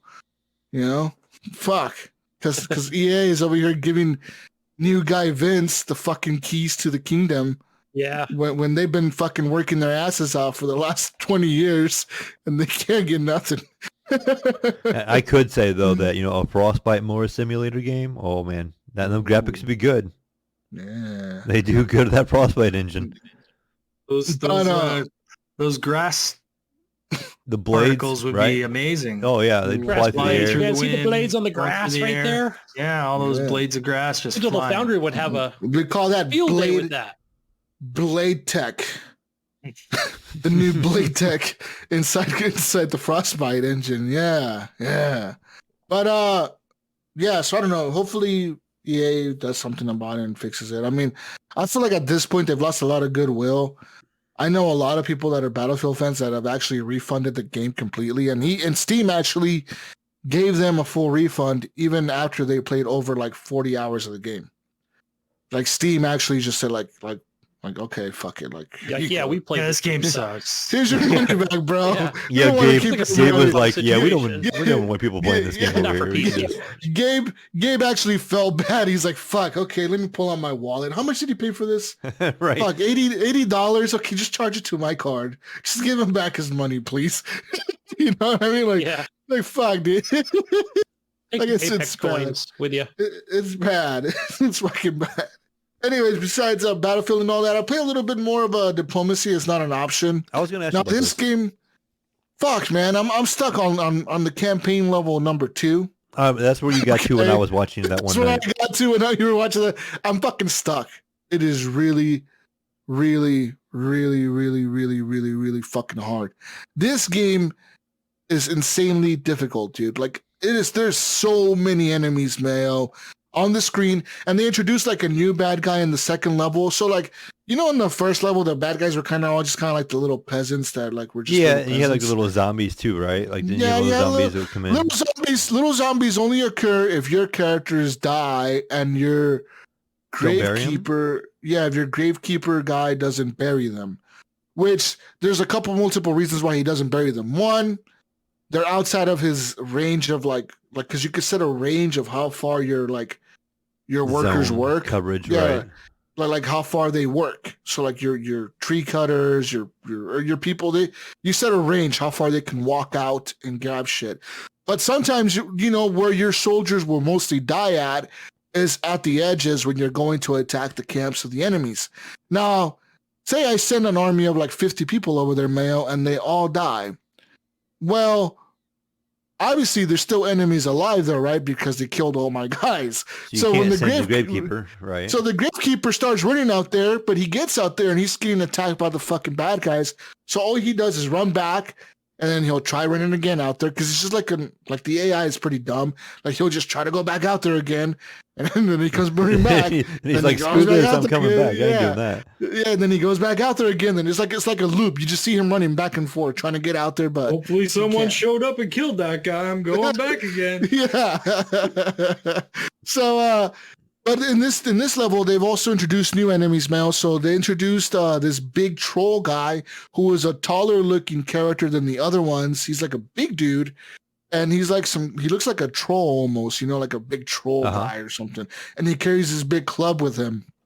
So I would say not every camp has those, but the big camps will have like 2 or 3 of those, maybe 4 or 5 of those guys even.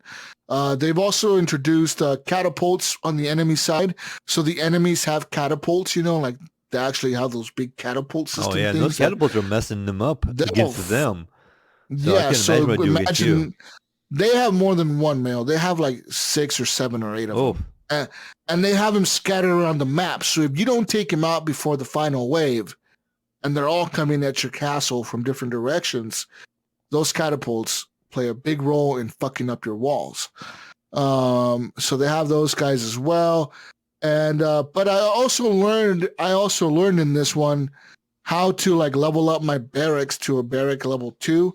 So you actually unlock like better soldiers. You unlock the spearman, which is a guy that has like a spear and he actually has like a little shield. And these guys are really good at making like a wall, you know, like you kind of line them up and they're pretty good at like holding back the enemy, you know, while your archers stand behind them and shoot their arrows at the enemy. Now, when you unlock level 2 barracks, you can also unlock this wizard guy, and he also heals your guys as they're battling. He can heal them, you know, like he can give them health and heal them up. And besides the wizard guy, I think there's also one more character or two more characters. One of them is like a knight. He's like a heavier knight, and the other one is a crossbowman. So like, you know, you got the regular bowmen, which are just, you know, like bows and arrows, or like little archer things, you know, they're archers or whatever, I guess you would call them. And the crossbowmen actually had the little crossbow guns or whatever, you know, like, you know, and they're a little bit more, I think they could shoot faster than the archers, and they're more accurate with their crossbows. So those are probably people you're going to put in those little outlook posts or whatever, because they're not going to fire over the walls. You don't have that archer going over the wall. You're going to have to like have them firing straight down. You can have those guys on the wall firing straight down. And like, so in this last time that I played this, my strategy was, okay, I'm gonna save up all the clay or the like the brick or the stone. You know, I saved up a lot of it, man. I'm talking like a lot, dude. So I built stone walls. Actually, I was able to build these stone walls. And I was like, yeah, these look badass. And behind the stone walls, I had my original wooden walls. So like you have your stone wall and then you have your wooden wall behind it. They kind of like mesh together almost. Mm-hmm. And then you could keep building walls like into or outwards, you know, like depending on how far out you want to go or how far in you want to go. But I mean, obviously it takes time to build walls. You know, you got only so many builders and the builders cannot build around enemies. So you got to have to like protect them while they're building the walls. And I thought to myself, I have a pretty solid defense here. Like I had archers like all on my walls. I had like archers everywhere, dude. Like everywhere in my castle, there was tons of archers. You know, I had the one catapult. I haven't figured out how to build more of those, but you know, like I felt pretty good about this defense. And holy shit, was I wrong, dude. I was so wrong. I couldn't have been more wrong about my defense than anything. Like, I was so fucked. There was so many guys, Mayo, that came from all over the fucking area. So like I'm trying to defend the right wall because I see that they took down my right wall, and I got my spearmen and my swordmen behind the spearmen. And, you know, so I'm like, okay, spearmen are first defense. These motherfuckers are in the front line. Hold these guys back. I got my like probably like 50 or more swordmen behind them lined up in a formation, and behind them I have like all my archers, which I had a lot of archers on the walls already, but I had a few spares that were like on the ground, you know, that I could move around the map. Mm-hmm. So those guys were behind my swordmen. And then I had my wizard guy behind the archers healing people. And dude, I got fucking wrecked. I'm talking like I spawned in, you know how you have like the little crystals that you save up from destroying camps? And you could spawn in you spawn the knights or whatever they were. You could spawn knights, or you could spawn like this like laser beam from the sky. Yeah, and you can control it, right? And you can't control the laser beam. The dangerous thing about the laser beam is that it does hurt your soldiers. So you got to make sure you use it only against the enemies, and it will destroy your own walls and shit. So you got to be careful with the laser beam. But you can spawn in your knights, your like death knights or whatever, and then you can spawn in like other shit. Like I haven't unlocked the other ones, but there's other shit you can spawn in, like special archers and crossbowmen and shit. Anyways, dude, I spawned in like a bunch of knights. They couldn't hold these guys back. They couldn't distract them enough. Are you talking about decastled? No, I'm talking about diplomacy is not an option. Oh. And then I spawned in like the laser beam, nothing. Dude, by the end, I was fucked. I was fucked. My kingdom got so fucked by the end. Like at the end, I was trying to like pull archers off of the walls to come towards the castle keep to like defend the castle, you know, like the main fucking castle. We didn't stand a chance, dude. There was so many enemies, Mayo. Like I took out a bunch of camps. I felt like during that whole time, like I felt like I took out a significant portion of the enemy camps away from the map. And somehow there was still like thousands and thousands of enemies just coming at me at once. I was like, there is no way. Like, how are you supposed to defeat this? I don't know how, dude. Holy cow. I don't know how. There was literally thousands of enemies coming Jesus, at me. I'm looking at the like the screenshot or whatever. That's a freaking horde coming at the walls. Like, Yeah. yeah, coming at your walls. But Like at coming for your first, castle. I was pretty confident at first, man. Like, I was like, these stone walls are going to Well, hold yeah, these when guys you think back. you have two layers of wall too. You're like, oh yeah, if they do go through the stone wall, Yeah. you I got have my your wooden other wall. Yeah, and you're Yeah. like, oh, I got this, you know. Yeah, I was like, you know what? I was like, maybe, you know, because once your stone wall crumbles or whatever, the archers on top of them die because obviously the wall crumbled or whatever, right? Right. So they're gonna die. But I was like, you know what? I could lose those guys. We're cool. We Yeah, got we're good. people. We got wood walls yet. No, bro. No. Oh, it was bad, man. It was really bad.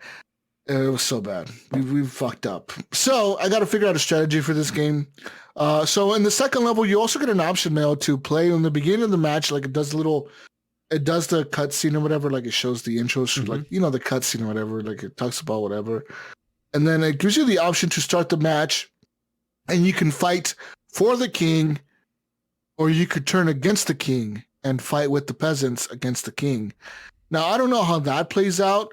When I clicked on that option, it said that you can turn your back against the king, which I believe in the story, he's your uncle or something. You can turn your back against them, but it says your resources will be significantly harder to get, and you will struggle a lot more because you're building up a resistance towards the king. You know what I mean? Like, the king has a fucking army. He has all this shit, you know, like, you're turning your back against them, you're going to lose all that. So are you sure you want to do this? So I didn't, but I wonder, like, how that plays out. You know, if you do turn your back against the king, does the king now send his own army against you, or what's the deal there? You know, I don't know. Yeah, I'm trying to how that remember because it works. reminds me of like the little cartoon cinematic at the beginning of the game where I remember watching it with you, where like he was spending money on everything. Remember, like he was sitting there and like he put like money bags on the table, and then the guy come in and be like, "Hey, I hate to bother you, but we need, you know, it's your uncle, sir, or something. You need this," and you put out more money, or like, oh, the jester was paid, or I can't remember what all it was, but he handed out money. Like your son's squire got killed or something in an accident. It's like, oh fuck, here you go. Like it's your daughter's birthday. Fuck, here you go. Like it's all this shit. You know, he's just giving his money out because your wife wants new fucking curtains for the fucking castle. It's like real life, you know. It's like every time you turn around, okay. you get a text message. My kids are like, "Hey Dad, can I have $25?" Or, "Hey Dad, can I have $15?" "Hey Dad, I just want $50 to do this." And it's just like, really? Yeah, so that game is pretty cool though, and I look forward to playing more of it. It's actually, as difficult as it is, it's a very peaceful game kind of at the same time, because when it's peacetime, you just kind of just chill, you know. And there is an endless mode in this game where it is early access, I believe, still, and there is an endless mode that you can actually play, and it does let you like play till you cannot defend anymore. That's pretty much the goal of the game, of that match. So you have to defend until you cannot defend anymore. And I was actually looking up, like, I looked at the Steam community hub or whatever, and I was looking at screenshots of people put up, you know, of their endless mode runs or whatever. And some people were making it to like day like 400 and something, dude. Like they had like all these, like one guy, he built like all these ballistas, you know, like the fucking, like the big crossbow things you put on top of towers and shit. Yeah. He built like a bunch of those. He had like 7 layers of walls around his keep, dude. He had like all these fucking walls, like stone walls, like 7 layers of these shit, like just boom, boom, boom, boom, like. And he's like, "Do you think I'm safe enough now?" He had like all these fucking ballistas on top of the fucking towers everywhere, dude. It was insane looking. I was like, wow. I was like, that's a crazy build. That is crazy as shit. I wonder how long it took him to build all that. It must have taken a while. Right. Because, you know, like the stone, it all takes time to get. You had to have enough resources to build the shit, you know. You got to have enough stone and wood to build the walls and whatnot. But besides all that, I a little bit play. Speaking of like knights and kings and shit, I play a little bit more of a Chivalry 2, and Chivalry 2 is just you guys know what it is. It's that fucking like Mordhau game almost, Yeah. where Yeah. you're fighting or whatever. Yeah. Yeah. And like I gotta say, that game, I'm not the worst at that game, guys. I'm actually pretty good at it. Like I can hold my own against like people in that game. Like I was playing the other day, and like there was moments where obviously I just sucked and I was getting fucked up by these guys. But there was moments in these matches where like I would be fighting like 2 or 3 or 4 guys at the same fucking time, and they're all coming at me from like, they're all coming in front of me and they're all trying to surround me. Right. And I'm just fucking like with my sword and shield, I'm just fucking these guys up, dude. I'm like fucking punching one dude, stabbing the other one in the neck, and fucking chopping the other one's hand off and shit. Like, I think the best that I did was I think I killed 3 or 4 guys in a row before somebody finally killed me. Like I killed 4 people that were coming at me at once, and I fucked them all up. And then finally the one dude came up behind me, and like the peasant came up behind me. Yeah, like the peasant came up behind me and stabbed me with the dagger in the neck or something. Of course. Like some a crackhead with a knife. Yeah. It's like a crackhead in the background. He was just waiting for the right moment to come up behind me, and he stabbed me in the neck with the dagger, little bitch.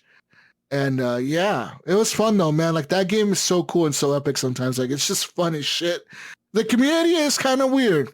I will say that the community is either really racist or really like SJW.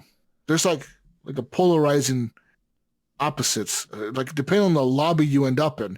You either get in a lobby where everyone's talking shit about a certain race, usually Jewish people. I don't know why, but all these guys in the chat room are usually talking shit about Jewish people or something. And then, or you get in other matches where there's one guy that's bragging about how good he is. And he really is, because he'll have like 50 kills or something, and Plays the game all day. Everyone else has like 5. Everyone else has like maybe at most 15 kills. This fucker has like 70 or something. He's fucking wrecking everybody. He's not died once and shit. He's fucking King Arthur or something over here fighting everyone. And so it's kind of a weird. Like the chat rooms are kind of weird. Like sometimes I just turn them off completely because like there's some real toxic shit going on in there, Gunny. And I don't know if the fucking company that made this game or the publisher actually monitors the chat or not. Like, because you can report people for saying shit. Yeah. And I don't know if they actually monitor that or not, because there's a lot of shit being said in this before. These matches. Yeah. But I guess if it's a game like League or something that's, very popular, or an Ubisoft game that's, a bigger publisher or whatever. Yeah, Maybe. Obviously it's going to make headlines, and then they're going to have to do something about it where they mute chats and shit like that. Yeah, like I don't know, maybe maybe you're right. Maybe like this community of this game is not big enough to for people to care. Give a shit about it. Yeah. Right, to care. Yeah, because there is people that I've played in the game that I see sometimes. And I'm like, oh, I recognize that guy. Like I've seen that guy before. I've seen that guy before.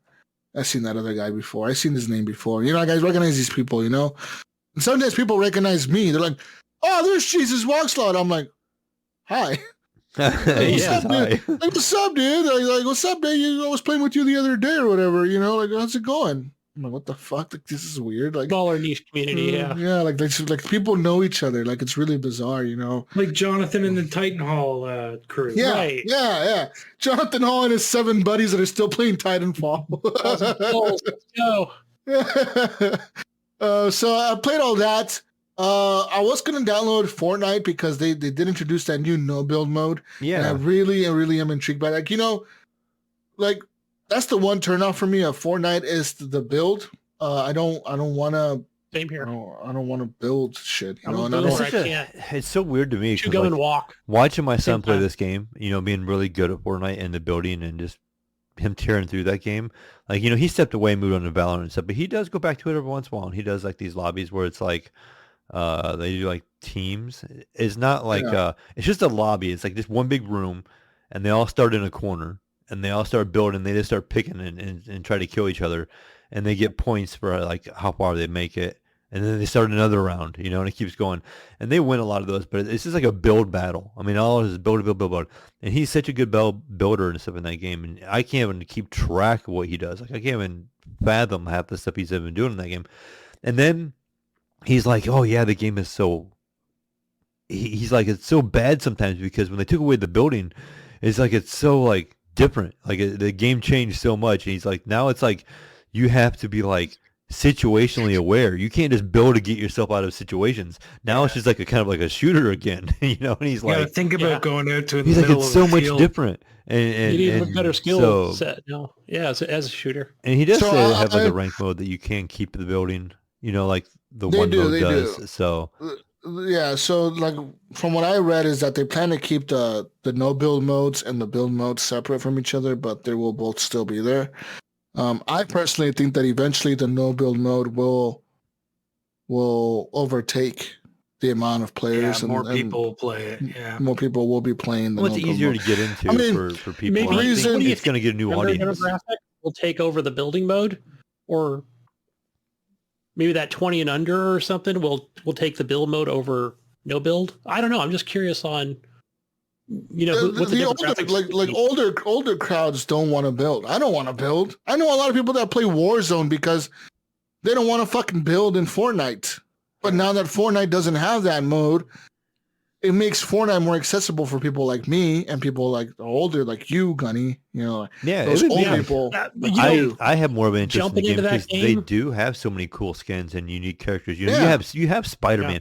My son They the other day literally goes, have every character that you can think of in that. he's game. like, I know, Dad, where everyone. else can you get like Spider-Man versus Thanos versus Master Chief and with Kratos. Kratos or Batman. and or John Wick in there somewhere. or LeBron James. You know, like they got basketball Yeah. players in there. They like got random fucking shit, you know, like they got singers so- in there. They got like Dua Lipa in there and stuff. You know, I mean, it's just the Yeah. most random of everybody.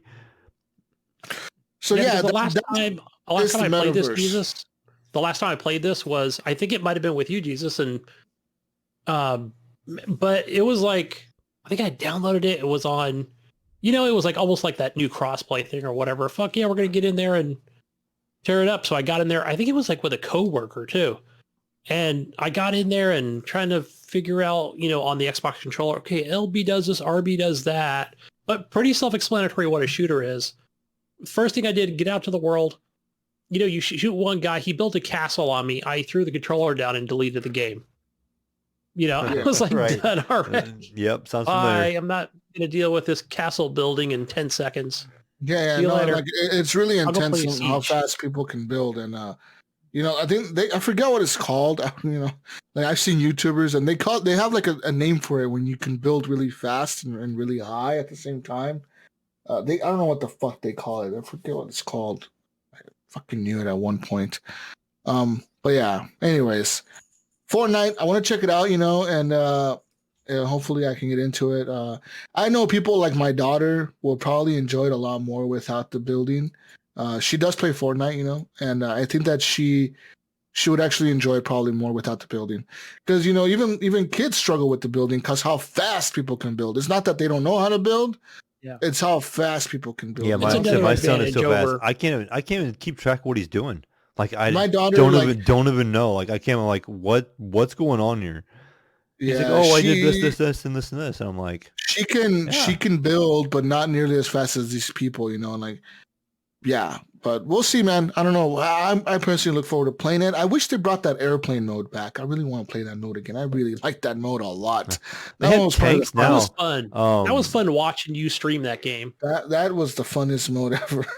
Me and Banana Guy, I will always remember that guy. 'Cause Oh, me and him yeah. kicked ass. Yeah.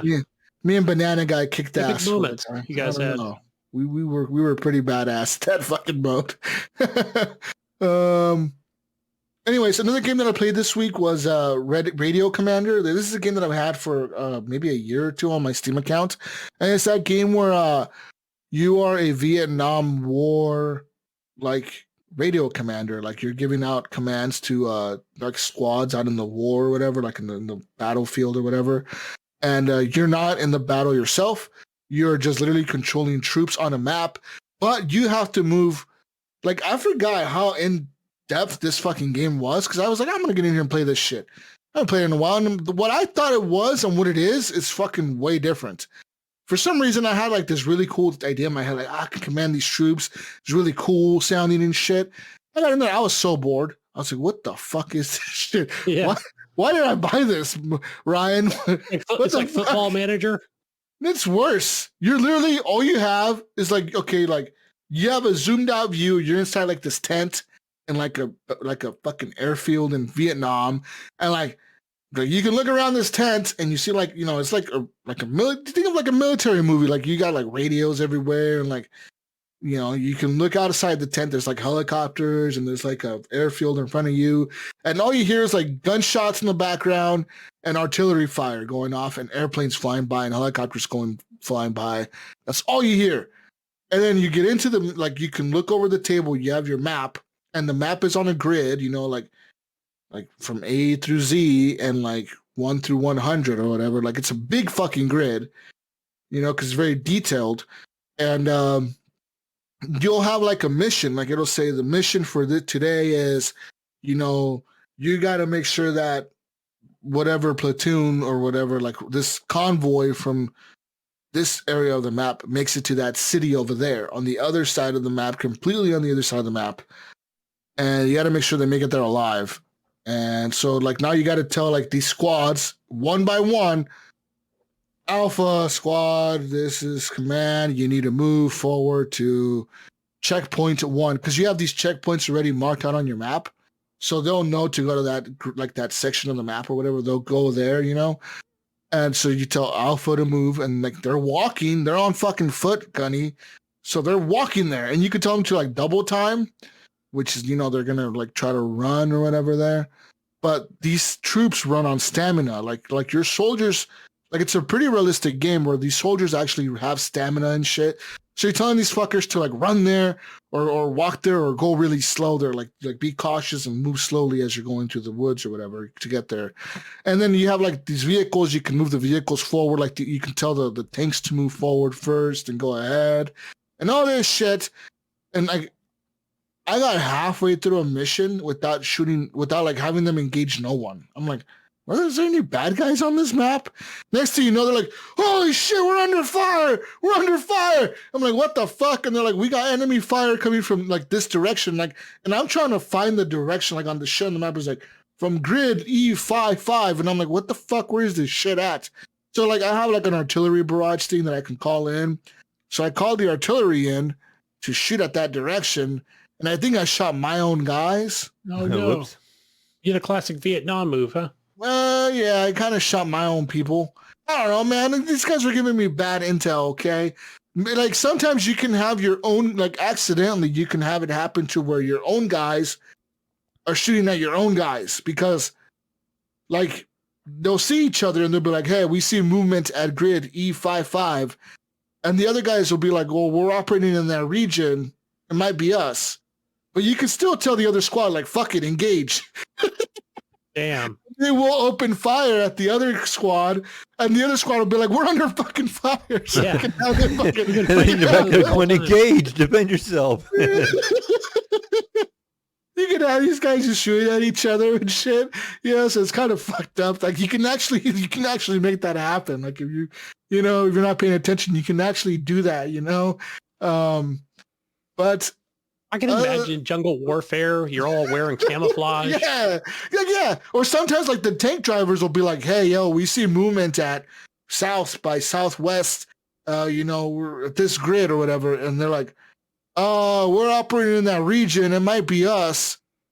And you're like, okay. You can either be like, okay, copy. Like, I understand. Like, I'll mark, like, because as you're moving your troops, you're moving your checker pieces on the map, right? Like you're moving the little pieces of Alpha platoon, like you move the piece that represents them, you're moving it on the map and you're moving like all your armor vehicles on the map. You're moving everything on the map by hand. You're clicking on it and dragging it over to where they're saying they're at. And then you can drop markers for like enemies or civilians or villages or whatever the fuck they run into. Like there's like a river here or there's a blockade here. Or you can like drop all these markers, so you know exactly where the fuck shit's at on the map at all times. But you got to pay attention to it, Like I said, I really thought this game was a lot funner last time I played it. I don't know why I thought it was so fun. This time it wasn't as fun. I kind of got bored halfway through the match. It was a long match too. Like I was playing it for like 25 minutes. I'm like, God damn, like I'm still doing this one. Like I wasn't even halfway through the map, Gunny, in like 25 minutes. Yeah, so it probably That's plays how out. slow. It's like It sounds like it plays out like the other games in that same vein of like Squad and what's that other game that recently came to PlayStation Network I don't know. that was already like on the PC, right? It's just that same thing where you can either be the squad leader or play as the general guy or whatever, just be a foot soldier. But again, I think communication is key. But like you said, this is more of that single player, but just This more is just a single player, like you're just simulated, style type. You're just in the radio station talking, telling people what to do. You're the guy at the radio station that everyone hates because he's a pussy. Because he's packed at the radio station. He's got a medical issue that doesn't allow him to be on the battlefield. He's got bone spurs, dude. He can't go on the battlefield, He's got 2 left feet, flat he's a fucking pussy. Fuck that guy. He's a pussy. Should be out here fighting with us. But one thing that I did read on the patch, I want to say that they're the patch notes. I would say they're just like the dev notes in this game, is that they are coming out with the VR mode in this. So that might be a little bit way more immersive, like being in VR, being able to look around and actually like, hear them in the radio, like you're in the game, you know what I mean? Like that might be a little bit more fun, a little bit more immersive. I just don't know. Like this game really is for the people that really enjoy like those types of simulators where you're not really playing a game, you're more living it, you know what I mean? Yeah. I would say that's what the experience that I would say that this type of game brings. It would be similar to what other game that I played? Like in VR, I played some games that are like real simulators. Like they're just like you're like living the game or whatever. Like you're in it or whatever. It's kind of weird to explain. But if you're into that, this is the type of game for you, I guess. Yeah. But what else have I played besides all that? I don't know. Oh, I played another game. I played this game called the Crab Game. Ryan, okay. Crab Game. I played it like Wobbly Life. Why won't you play Wobbly Life, man? Listen, I played Crab Game. Life. No, let me go to the store page of Crab Game and let me read the description for you. Crab Game is a first-person multiplayer game where you play through several different mini-games based on a children's game until only one player stands victorious. Yeah, I saw this. So this is Squid Games, the game. Yes. Yeah, that game looked kind of cool, actually. And it's actually pretty funny because, you do start off with like 100 people. And like you guys, the first game will be like, all right, you're playing tic-tac-toe. If you fucking lose, you're dead. Or you're playing Foursquare or whatever, or you're playing jump rope, or you're playing like random fucking shit. Yeah, green light, red light. You're playing tag. Sometimes you're playing freeze tag. Like if the person, you tell them not to move, then you don't move or whatever. Then you can move, then you move. Like shit like that. Or you're playing that one where you jump across the bridge and there's like glass panels, and like you jump and you hope that the glass doesn't break. Like you gotta get across the bridge, Or like there was one where like you press a button on the box. Is it like cartoony or is it like? Yeah, it's kind of cartoony, kind of realistic cartoony. There is blood and shit in the game, like, but it's like I've seen some people.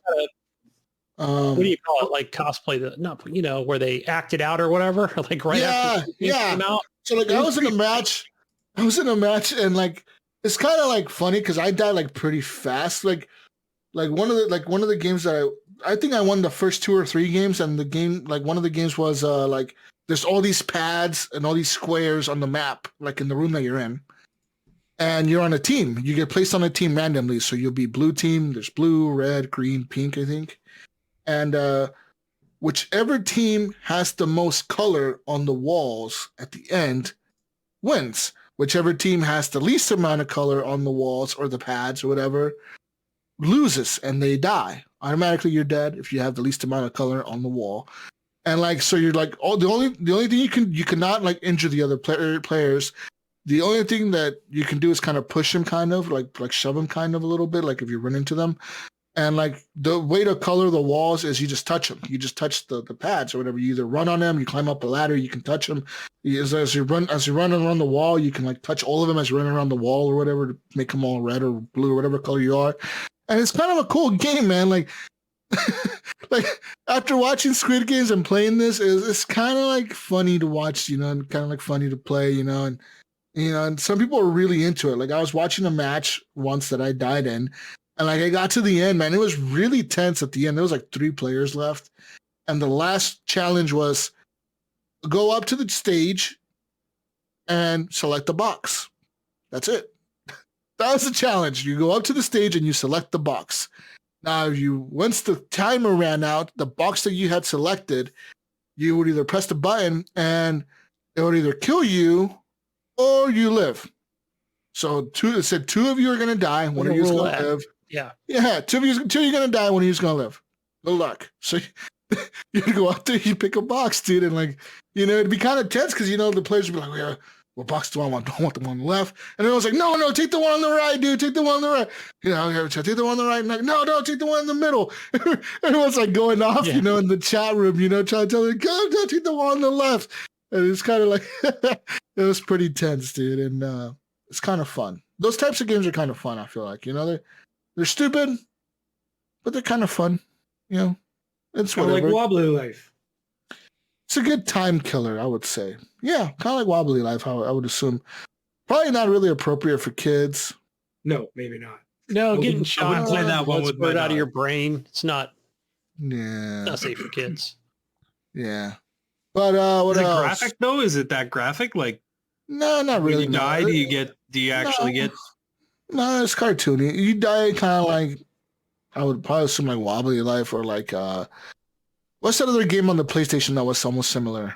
I forgot. I know what you're with the talking little, about. with the little, It was exclusive for a minute. All guys. Like, yeah, it's kind of like Fall Guys, where you die, you kind of just dead, kind of like whatever, you know, like yeah.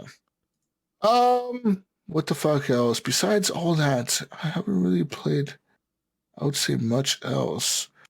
The biggest bulk of my time was, of course, Ready or Not, and like I said, that game was great. You know what? I'm gonna try to reach out to that developer. I'm gonna see if I can get him on the show. I'm gonna reach out to him. I want to find out who the hell is making this fucking game. All right. But yeah. That's all I played, guys. That's all I fucking played. Nice. Hey, Jesus. What? Guess what time it is? It's news time. There it is. Here's the news. And the news. Wait, breaking news. I gotta go. Oh man. There it is. Ryan Gibson 8777 has departed the show. Bye, guys. Have a good night. Bye See you later. Have a good night. See ya. We have other news here. No, we got rid of that motherfucker. God damn. Yeah. Back to the All American podcast now. Yeah, fuck yeah. America, fuck yeah. All right, guys. Speaking of America, fuck yeah. We got some shit for you. If you like to spend money like a true American, Oh yeah. now you can spend even more money on GTA Online, Gunny. Yeah. You know, I've always wondered, like, why this was not that I would ever ask for it, like asking for a hole in the head. No. But didn't we talk about this before? You But asked why would about they? it. You Why asked is this about happening now and it didn't happen 5 years ago? Because now the game is big enough. They're like, if we can sucker these dumbasses to buy the game a 5th time, we can do anything. That's true. Right? That's probably the exact conversation they had at the meeting. Hey, you know, should we introduce these this subscription system? Well, I mean, how many times have we sold them the same game? Yeah, kind of like a Skyrim situation. We've sold it to them like 4 times now. Okay, yeah, fucking just do it. Fuck these guys. The yearly edition, the enhanced edition. If you don't know, Rockstar Games has announced it's offering a new subscription service to GTA Online players. This is now going to be called a GTA Plus. The subscription service grants players exclusive perks, Mayo, for only $5.99 a month. Okay. Being a GTA Plus member gets you a recurring monthly GTA $500,000 cash direct deposit to your Maze bank account in-game, plus the opportunity to claim properties in and around Los Santos that unlock gameplay updates that you may have missed out on. For example, like previous updates had certain skins or vehicles or content that are not available anymore.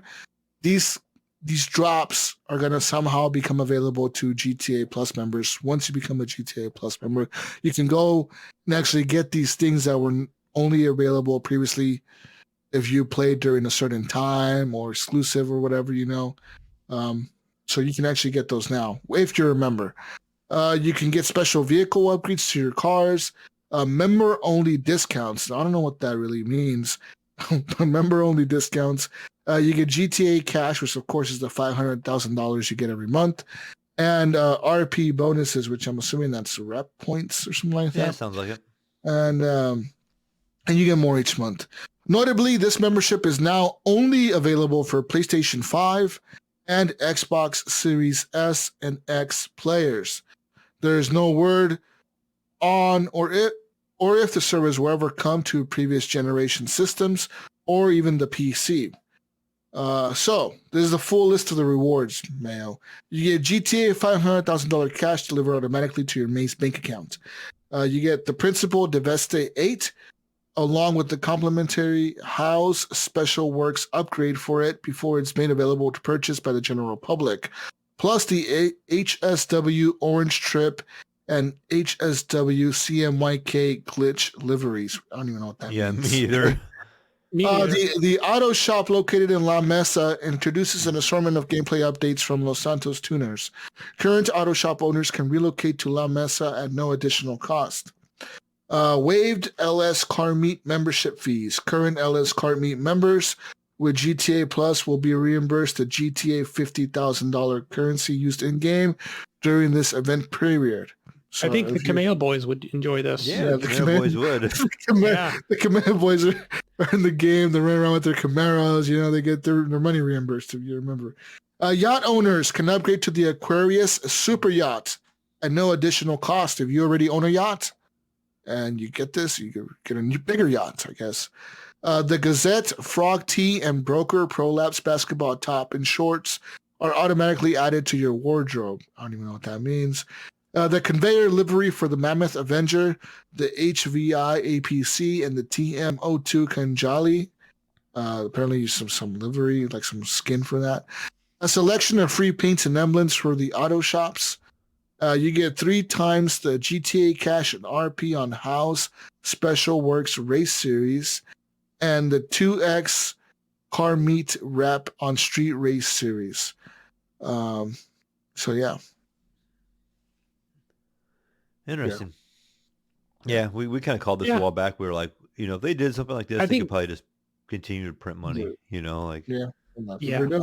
I think they had hinted at something. I think this is like the details. I believe we did read the article some time ago about, this sort of games as a service coming out. But here it is. Here's the details. I think, definitely for people that play this all the time, they're probably super excited. I feel like it's something I don't play enough like I should. I've only dabbled in it like one time, and it seems like it's a really good game and a really good community, and it sounds like a lot of fun. I don't ever get into it. Like it's just like the last game on my mind. It seems like when I sit down on my computer to play something, like I'm always looking at something new or good story or whatever. But like I never think about GTA, like jumping into some GTA online. Yeah. What else? Let's move on here to some more news. CD Projekt Red has now confirmed that they have a new Witcher game in development. Nah, no real shocker there, but The Witcher 4? It's good to have it confirmed. They didn't say The Witcher 4. They said that this is called The Witcher at this point, and all they released was a screenshot showing the wolf mask or whatever, and it says The Witcher, a new saga begins. So I'm assuming it won't be based on Geralt anymore. It might be based on a different Witcher. Do you think that could be a mistake if they did something like that? Right after. No, not really. I think they could introduce a new Witcher as long as he's a cool character. People would be okay with it, I think. They can also always try to go back in time with Geralt, almost, you know what I mean? Mm-hmm. Or maybe see what happens after the events of The Witcher 3, you know, like if you think of the story of The Witcher 3, what happened there, maybe you can go after what happened there. Because he's obviously still a Witcher, you know, you don't stop being a Witcher. Right. I think, isn't like a Witcher like a life thing or something? You got to be a Witcher for life or something. So maybe once you wear that medallion, you're a Witcher for life. Maybe. I mean, I don't know. I don't know how the rules of Witchering are, but I'm assuming that's what it is, right? It's like a priest. You know, you don't become a priest and then yeah, exactly. Like 20 years later, you're like, no, I don't want to be a priest no more, bro. I want to go party and shit. Fuck this. You know, like it doesn't work. You know what I mean? Yeah. Like you can't become a nun and like 20 years later be like, I don't want to be a nun hooker anymore. I don't want to be a nun Why no not? more. I want to go fuck this nun shit. I'm gonna be a drug dealer now. Yeah, like that doesn't work. Anybody watch the Netflix series with Henry Cavill? Yeah, I did. Yeah, I have not watched it. I don't know. It I just was been pretty playing good. games. Yeah. It's pretty fucking good. Yeah, I think he got announced for a season 3, if I'm not mistaken. I'm not I surprised. heard recently. Yeah, that ended pretty well. So yeah. Another news, Tencent makes more money from video games than Sony, Microsoft, and Nintendo in 2021. all them game companies they're buying, all those studios, Yeah, they get right. a little bit of money from everybody. No And those, surprise. a lot of that mobile market, right? We talked about this before and how huge it is. Yeah. It's no secret that the largest video game market is in China. Despite the restrictions of the authorities, many publishers dream of a fragment of that tasty segment. To understand why, you must just look at Tencent's financials. Due to restrictions, the Chinese giant recorded the slowest revenue growth in its history in the fourth quarter of 2021, only 8% compared to the previous year. The total revenue for that period was 144.18 billion yuan. That's equal to $22.62 billion in the US. Analyst Daniel Ahmad drew attention to the annual results achieved in the video game revenue segment. He said Tencent reported a total gaming revenue of 32.38 billion in 2021. That's up 9.9% year over year. Growth primarily was driven by increase in mobile game revenue and overseas game revenue. PUBG Mobile, Valorant, Brawl Stars, and Clash of Clans were mentioned as key contributors across overseas. So yeah. Says here, what else did he say here? You know, and I think that's why you'll see like a publisher mention it. He said Tencent maintains its position as the number one gaming company in the world by revenue. Compared to the big three. In total reported revenue, Sony came in at $24.87 billion. Their operating income was $2.63 billion. Microsoft came in at $16.28 billion revenue.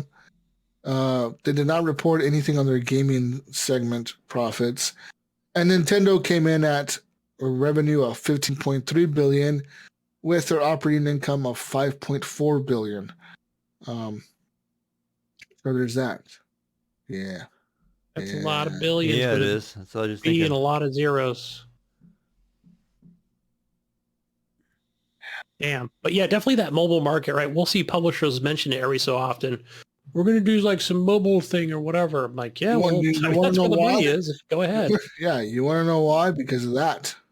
Yeah, everybody's got a device in their hand. Mobile games are like the future, bro. Like in terms of money making from people making money in video games, you gotta make money with the mobile games.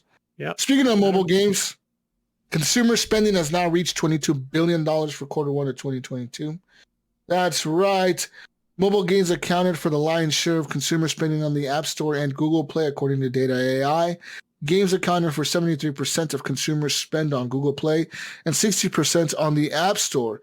Overall, mobile game spending has now reached $22 billion for the quarter, which is up 42% from the previous pre-pandemic spending in quarter one 2020.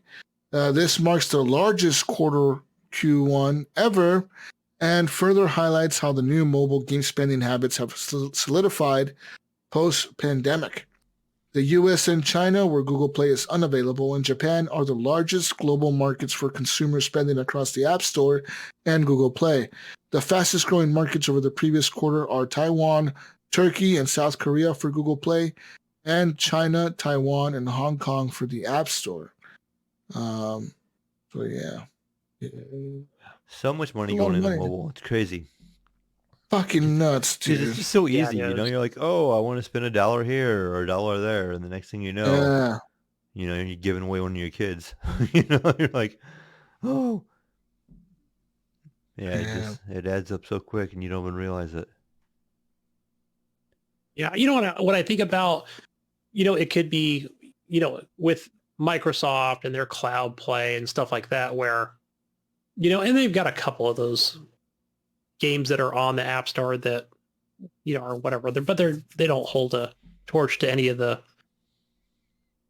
Clash of Clans and stuff like that. But I thought, man, I wonder if they would ever, they might want to get into that market as well, where they say, hey, play this game in the cloud. It's, it's an app on the App Store and, market for stuff like that. But now that they have that, who is it with Activision, right? What's their mobile game that they have on there? The Call of Duty one? No. Is that Yeah, is it Clash of Clans? I don't know. Which game was it that they acquired? It was something blue. Maybe? No, I don't know. I don't even know what it was, but it was something that prints money every day. Supercell or no? Yeah. Anyway, I just forgot the name. No. They own the King Company. Oh, King, Candy Yeah, Crush. that King Candy Company, Crush and that. Yeah, Is it Candy Crush? Yeah. Yeah. Yeah, big push for that one.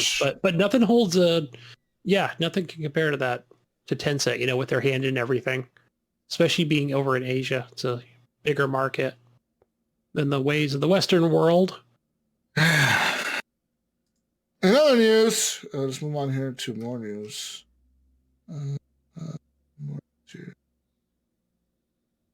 This article loads.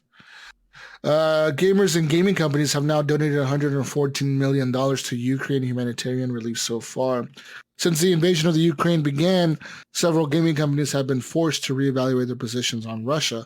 With each passing day, Russia faces increasing international isolation, and as a result, these firms are increasingly feeling the pressure to distance themselves from the Kremlin. The Russian gaming market was expected to reach $3.6 billion in 2025. However, with current trends, that figure will likely be significantly smaller. Oh, no shit. Amidst the war, the Ukrainian government pled for gaming companies to pull out and seize any businesses in Russia. In response, Russia has now threatened to legalize the piracy of software and other economic retaliation against companies. In spite of the pressures, many gaming companies and gamers have come to the aid of Ukraine, something that we think deserves recognition.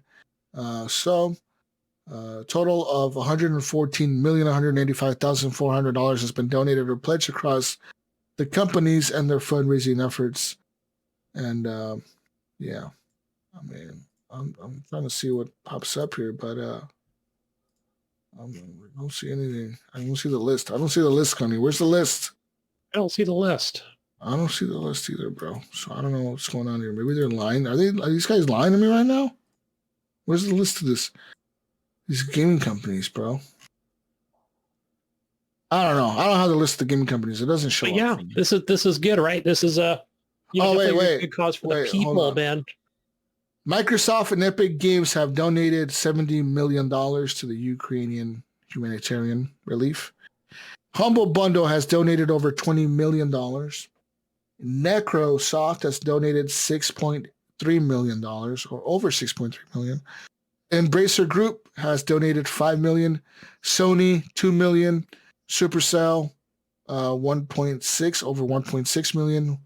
Wargaming, $1 million. 11-Bit Studios, $850,000. Bandai Namco, $850,000.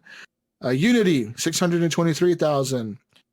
And then down at the list at the bottom, we have Square Enix at $500,000. Yeah, there's a couple of them tied down there in the bottom for 500,000. There's Yeah, like 4 or there's a 5 few. of them. Yeah.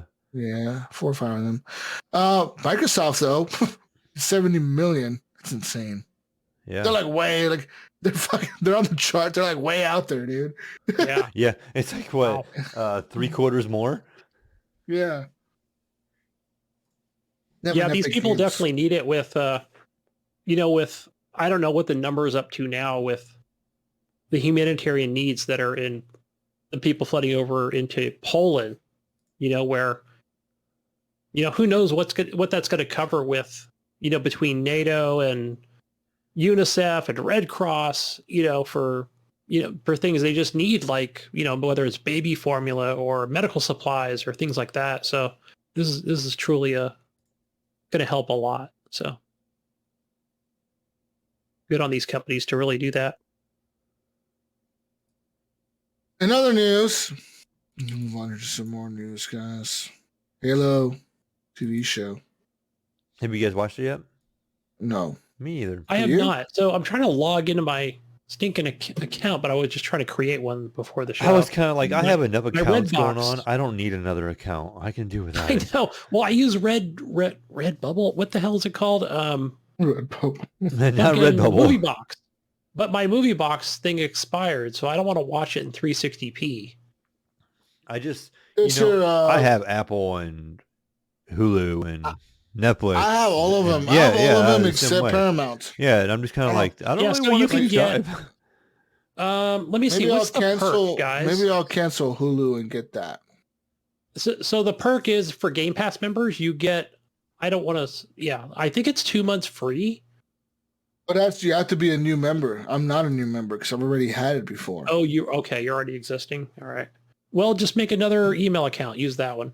But I hate doing that because then I forget what email I tied to it, and then I'm like, I know. what the fuck? Yeah. How do I cancel this shit? How am I? Well, I just went to sign up and it said that email already exists, but I don't remember. Oh, you know what? I might have used it for Star Trek. That's probably why. I used your email, Gunny. I got You the free son of a trial. bitch, right? Because it's tied in with Horrible Gamers, podcast. Hell, damn it. The Halo TV series has debuted on Paramount on March 24. That's Paramount Plus. And apparently the first episode attracted even more viewers than the premiere of 1883, the prequel spin-off of the current viral darling Yellowstone. Of course, like every streaming service, Paramount Plus does not like to give out viewer numbers, but it's bigger than you might expect.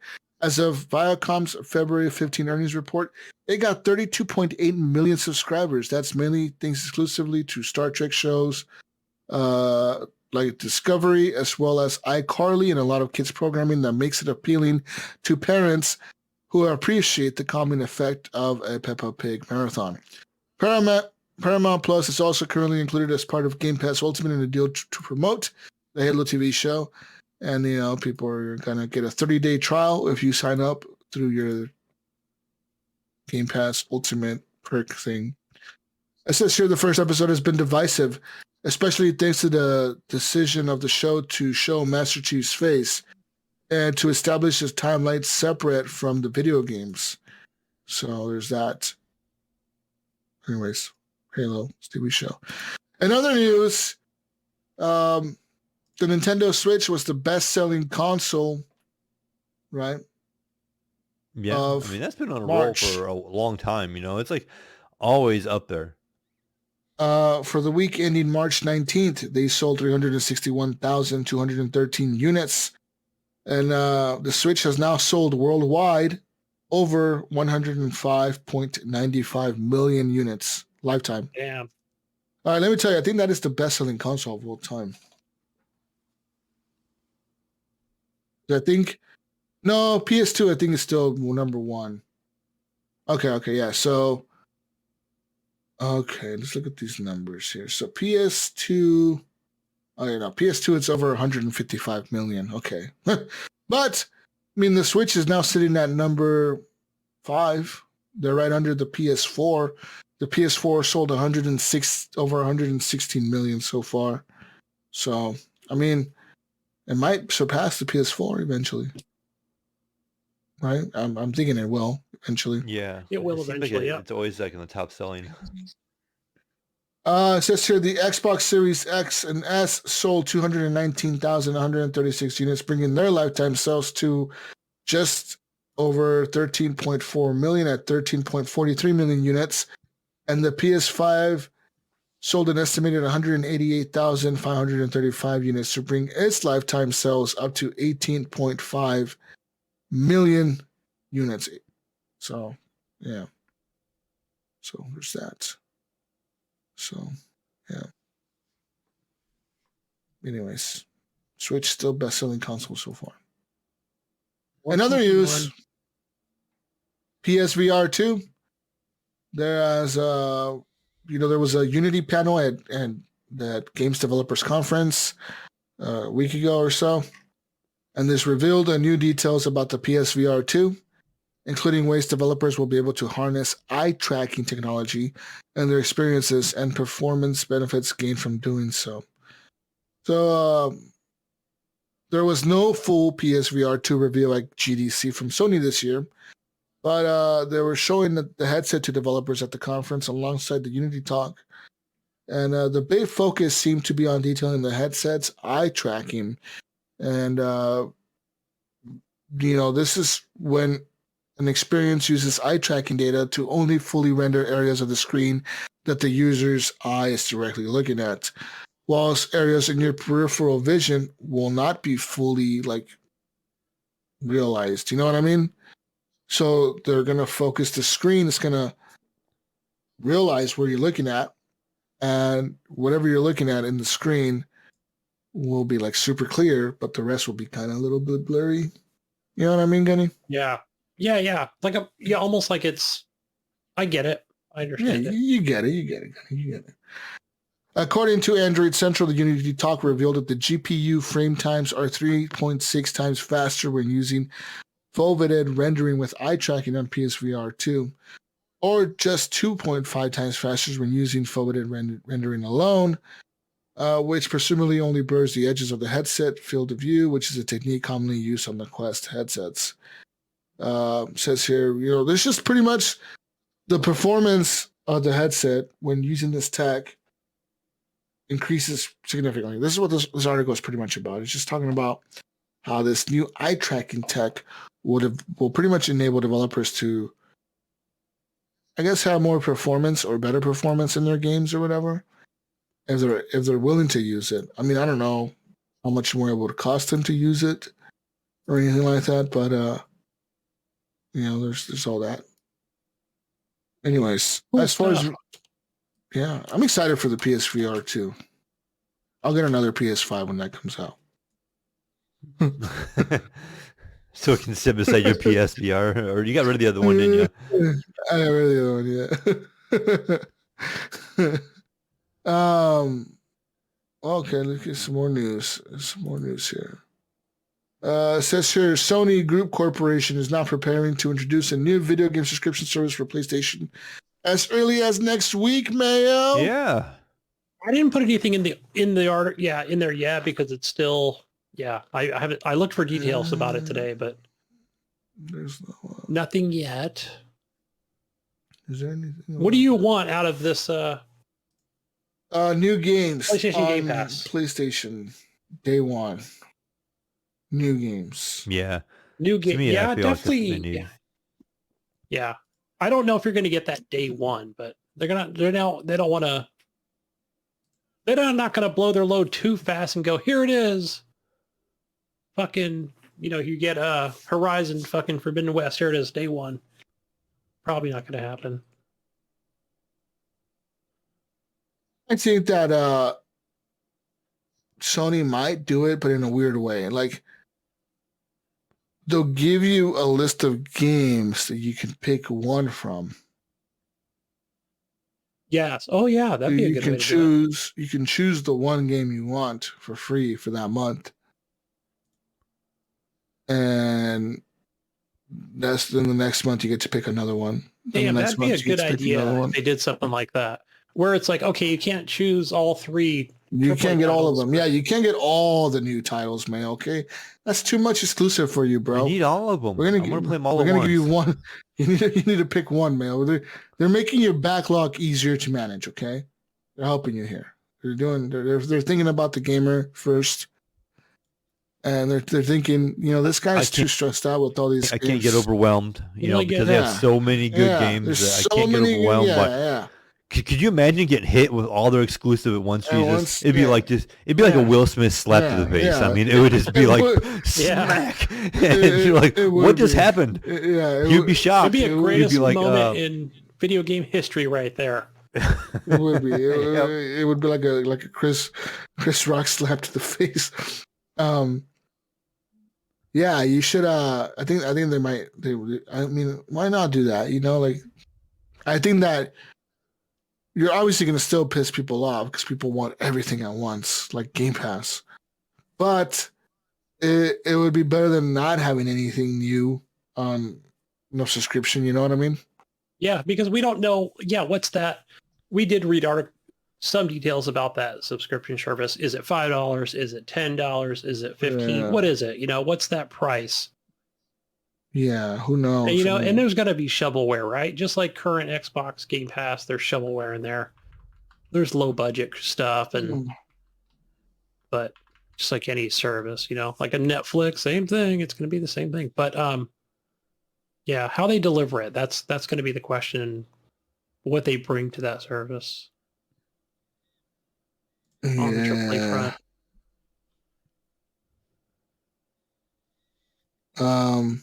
So yeah, I mean, hey, I've got my PS Plus that expired, but if there's some kind of introductory thing and I'm still playing all those same games on PlayStation 4 and they want to bring me over to that platform more of the time that I spend on my Xbox, then yeah, I'm all for it.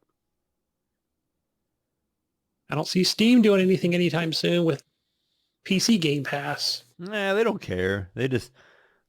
They'll let Xbox Game Pass come to PC, to PC Steam, and yeah, they're like, you guys, Steam does what they want. Yeah, exactly. Yeah, they don't change anything. They don't change much. Here's a few sales. Yeah, here you go. Here's a winter sale. Here's a summer sale. That's all you get. They never seem like they feel threatened. They never change. They never react. They just do their thing, and they're like Nintendo. Nintendo just does pretty this much. Thing no Here's what. A handheld. Here's a Steam Deck. Right there, it is. Take it or leave it. Yeah. You got any other news for us over there, Jesus?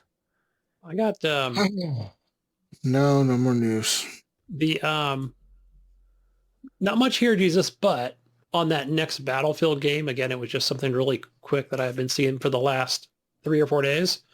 But it's a report from Xfire. I don't know if that's a news organization or not, but they claim the next Battlefield will be set in a modern day or near future setting, given the fact that there was not a lot of demand for the return setting before Battlefield 2042.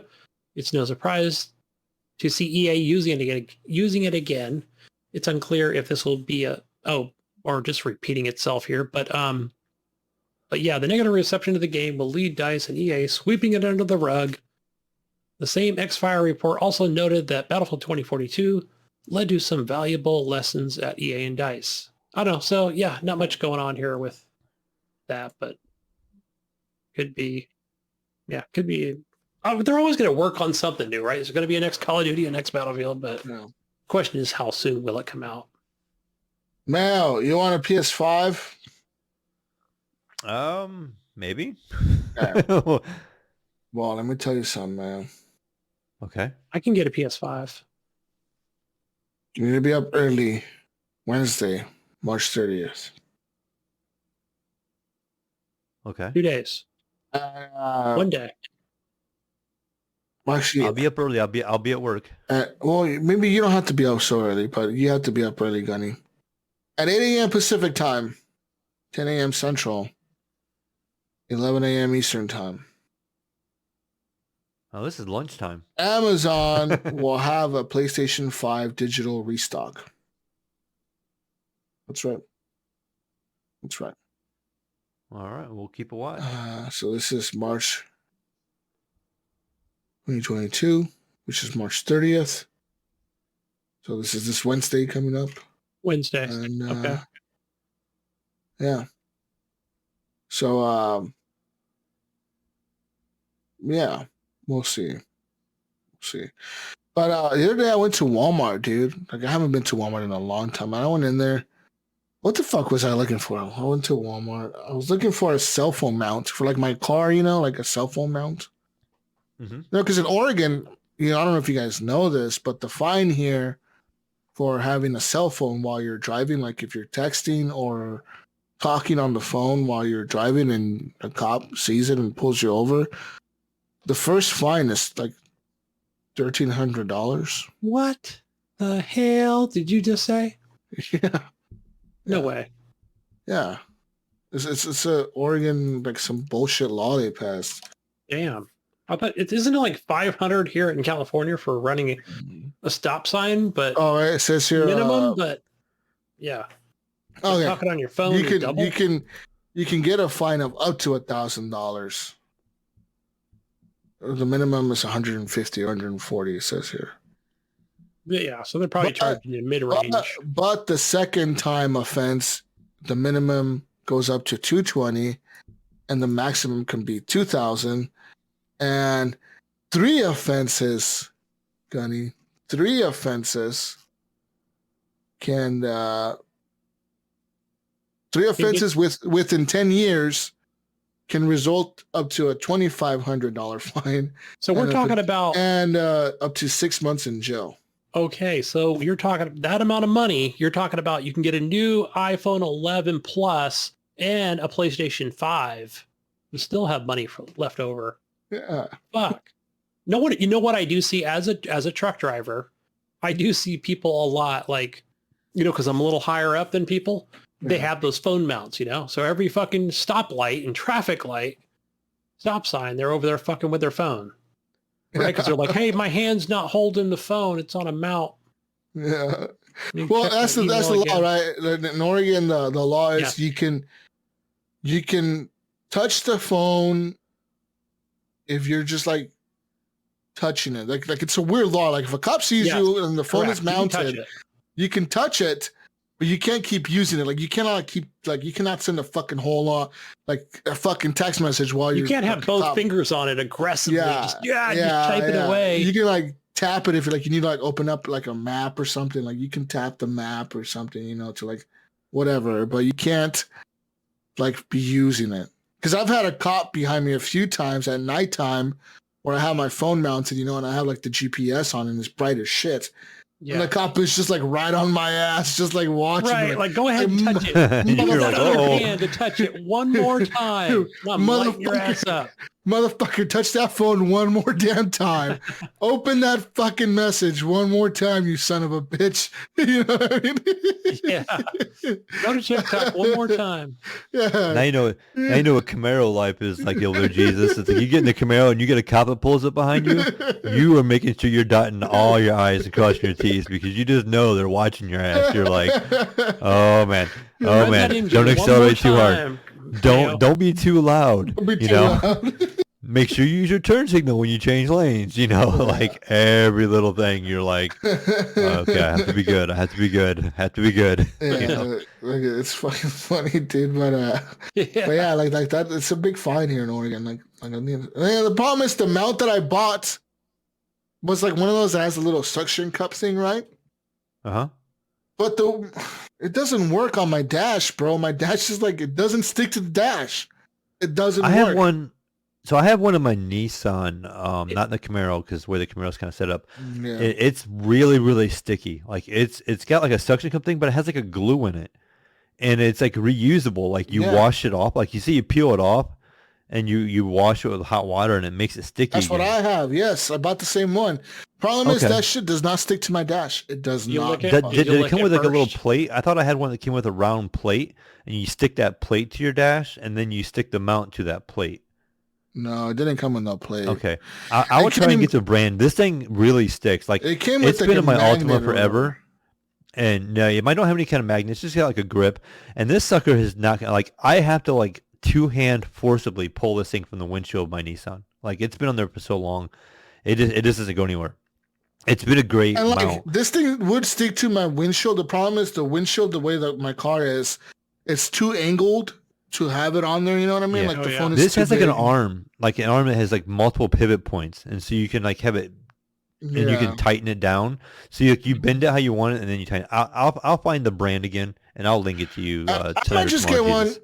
I might just get one for like an air vent, like Right, I was thinking an air vent one, too. in my air vent or something, But because, dude, like legitimately, man, like I bought this mount and I can't fucking use it, and I opened it and everything. So like, of course, first thing I do when I open it, I throw away the fucking box and shit. So like, I can't even return it or nothing. You know what I Right. mean? So like, oh, it was just like $14 or something, but still, it's like, what the fuck? But that's like the only thing they had at Walmart was like one mount. Like they didn't, like I thought Walmart had all this shit, bro. What the fuck happened to it? Like I went in there, they had like Target. They had like Go to random Target. That's where I dumb got shit. mine. Target had like a half an aisle of phone mounts in my local Targets around here. Just got one on but Amazon.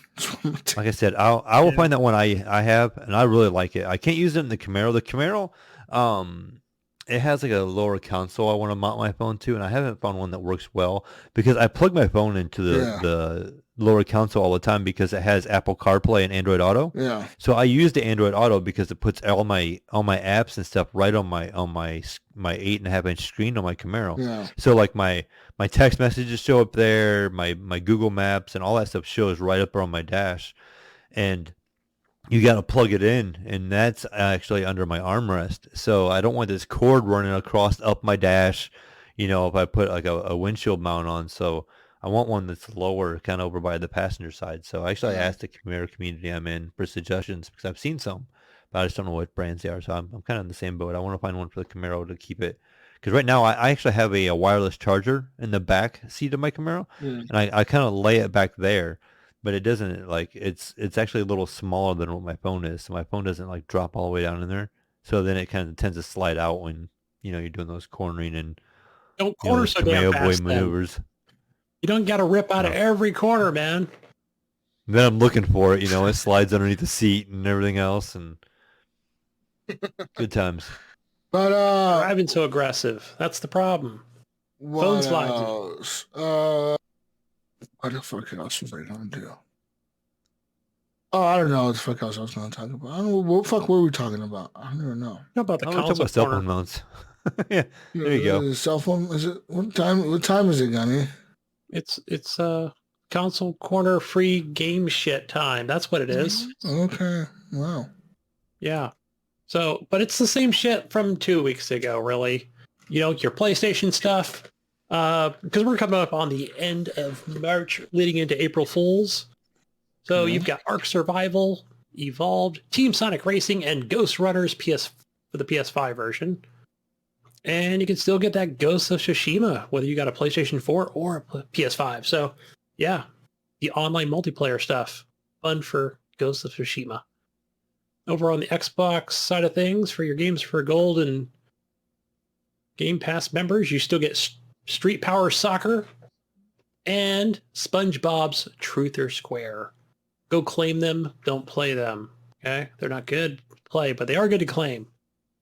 And as far as Xbox Game Pass, it looks like on console and on the Xbox PC Game Pass, you can get F1 2022 to play as part of your subscription. So, yeah, get the F1. Hey, otherwise you got to pay $60 for that stinking game. Not worth it if it's a niche game, right? It's perfect for the beginning season of Formula One, which I don't have freaking cable TV anymore, but there's probably some way to watch some of that stuff. I've been spending a lot of time on the old iPad and iPhone here and PC. And lastly, for the Epic Store, you've got 3 games here. The one that you can claim as you listen to this show is Demon's Tilt. I remember this. Game. I think this came out on Game Pass a while back, or it was one of those free games on Xbox.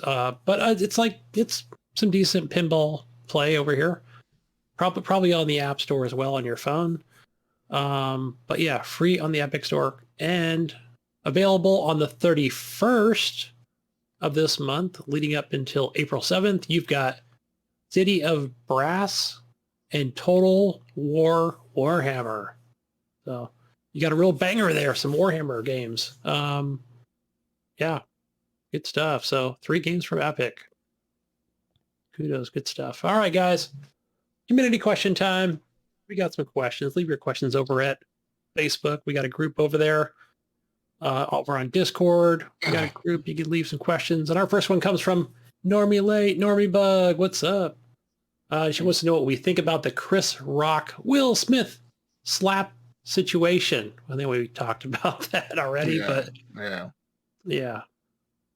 And over to Brian Tilb Jr., he's got a question. If he wants to know if your child gets your Xbox blocked from any online content for a month because a friend tried to be funny or report it for bullying, what would you do? Like if it was your Xbox, Jesus, and your brother's talking shit on there and your Xbox gets fucking blocked or whatever, can't get online. I know you mentioned that before. We've brought it up to where, hey, whatever, I've got $3,000 worth of games on there and, I log on every day, but your brother or your friend fucking was talking shit to somebody. What would you do, Jesus?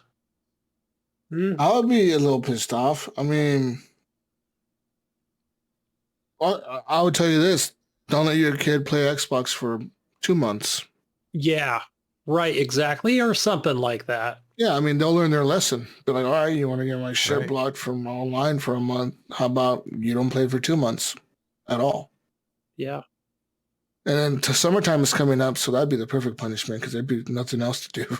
Fuck, Right, there you go. What the fuck do I do with myself? I'm here all fucking day. I can't, Can't go outside. What am I gonna do out there? You can only watch TV for so long, I guess, right? I mean, they'll get bored of that eventually too, I don't know, man. Yeah, I guess it depends on the situation or whatever. I say, Gunny, you should be a pro at this over there. You got that teenager over there that I'm trying to think if that likes to cause problems. Yeah.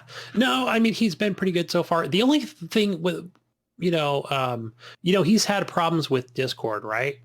Right. Where he did something like he just had a teenager moment and they banned his account. But he's been pretty good now for the last couple. He wanted to do this thing to try to unban his account and use a different phone number or whatever. But we had to buy this thing through a Russian account. And I was like, what the fuck? No. That sounds shady already. No. Yeah. You start using Russian accounts. Yeah. I was like, what do you, this was like what, 4 months ago? But I was like, dude, this is getting crazy. Just stick with whatever account you have. And how about be mature about it? I don't even know the stupid thing that he did, but it might have been what Jesus had messaged me about, putting, stupid stuff in his bio, but it could have been something else. Didn't he have friends report him one time for something and it wasn't the case? Yes. And so his friends reported him for something, right? And then he had to, I don't even think they were friends, right? They were just people that, probably other teenagers just being assholes. So my kid had to take a picture of himself with his, passport and birth certificate, whatever, submit that to Discord, and they were able to unban his account. Yeah, I mean, just careful who you play with, right? Because, you can all talk shit back and forth and, report each other. But, yeah, that was a pain in the butt. I think, so that account is still banned, man, as far as I know. So the other time was where I think he had pirated a game or something. And I'm trying to think of what it was. I guess it was like a Sony game, was it? That he was, but it was on the PC, right? Trying to think of what it was. I can't remember. But either way, like you get the email direct from Comcast. So I get this email saying, hey, look, so maybe you used a he used a torrent, and then we're like, dude, look, we can buy you any fucking game, whatever. We got the money, But I think he just wanted to be a teenager and do it that way. So because I think he just wanted to explore and seek out the way to do it. But oh man, I told the wife, she was pissed. She goes, "You get our internet, man. That's it. No more computer for you for, a year or whatever, So, he never did that again. But yeah, that happened to my my coworker one time. He told me the story about how his son used to live with him, and his son was like a 20-something-year-old, like like a young adult, I guess. He was living with him at the time, and his son would torrent movies. Like, you know, he would just download movies and shit or whatever. Not to distribute them before himself, right? But he would constantly be downloading movies all the time and like episodes, TV shows and shit. And he was actually using an IP blocker, like he was using a VPN or whatever, right? Like a VPN. Yeah, but right. one day he says that his internet was just shut off. And he was like, what the fuck? I paid my bill. Like, what the hell? So he called, he said it was Comcast, I think. He called them and he's like, hey, like, what's going on with the internet? Is there like an outage or something? And they're like, oh no, we shut your shit down. And he's like, why? And they're like, we noticed you've been doing illegal activities on your internet and we decided to shut it down. And then he's like, what? No way. Like, what the fuck are you talking about? You know? They're like, oh no, we have evidence. We know you what you were doing. And he's like, bullshit, I haven't done nothing. So they're like, okay, well, we'll send you a letter. They fucking send him a letter with like 200 pages, dude. And he said they sent him a book. Every fucking page had like a screenshot of every website he's ever been to. Like everything on the internet. It's like they had all the websites, they had all the timestamps, everything. He said they had timestamps and the website, the screenshot of it, of what he was doing on the site. Like they had everything tracked. He's like, dude, he's like, I was like, holy shit. So he said he called him back and he told him pretty much that like his router was like, there was no password on it. He lives in an apartment complex or something. Yeah. And they're like, okay, well, we're going to reset it, but you know, if we catch you doing this shit again, we're going to fucking ban your ass from being our customer or whatever. But this, like, they even like send a tech to his house to like make sure the router was like secure, like with the password and shit, you know? Like it was a big deal, dude. He was like, what the, he said he thought it was crazy that they like knew he was using a VPN. They're like, yeah, we know you're using a VPN. Yeah. Like, motherfucker, like, you think we don't know this? We know you're using a VPN, motherfucker. You know, and his son, he said he was so mad at his son. He's like, I was so fucking mad at him. He said he never did it again after that. He got all scared and shit. But he said, yeah. 200 pages, yeah.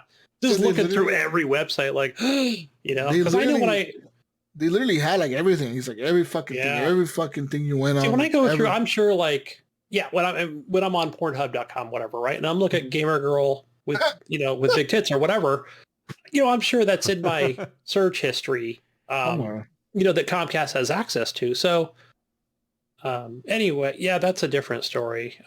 Sorry guys. Yeah.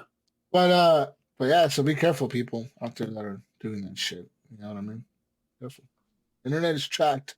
Your internet service provider can see everything you're doing. Pretty much, yeah. I don't know how that VPN things work. And I know that my son has even asked me, like, we should get a VPN. I'm like, why? Why would I hide anything, Yeah. I don't. Oh, yeah. I'm sure he has his reasons. Yeah.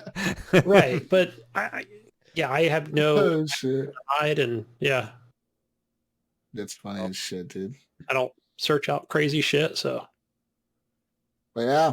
Anyways, what else? So.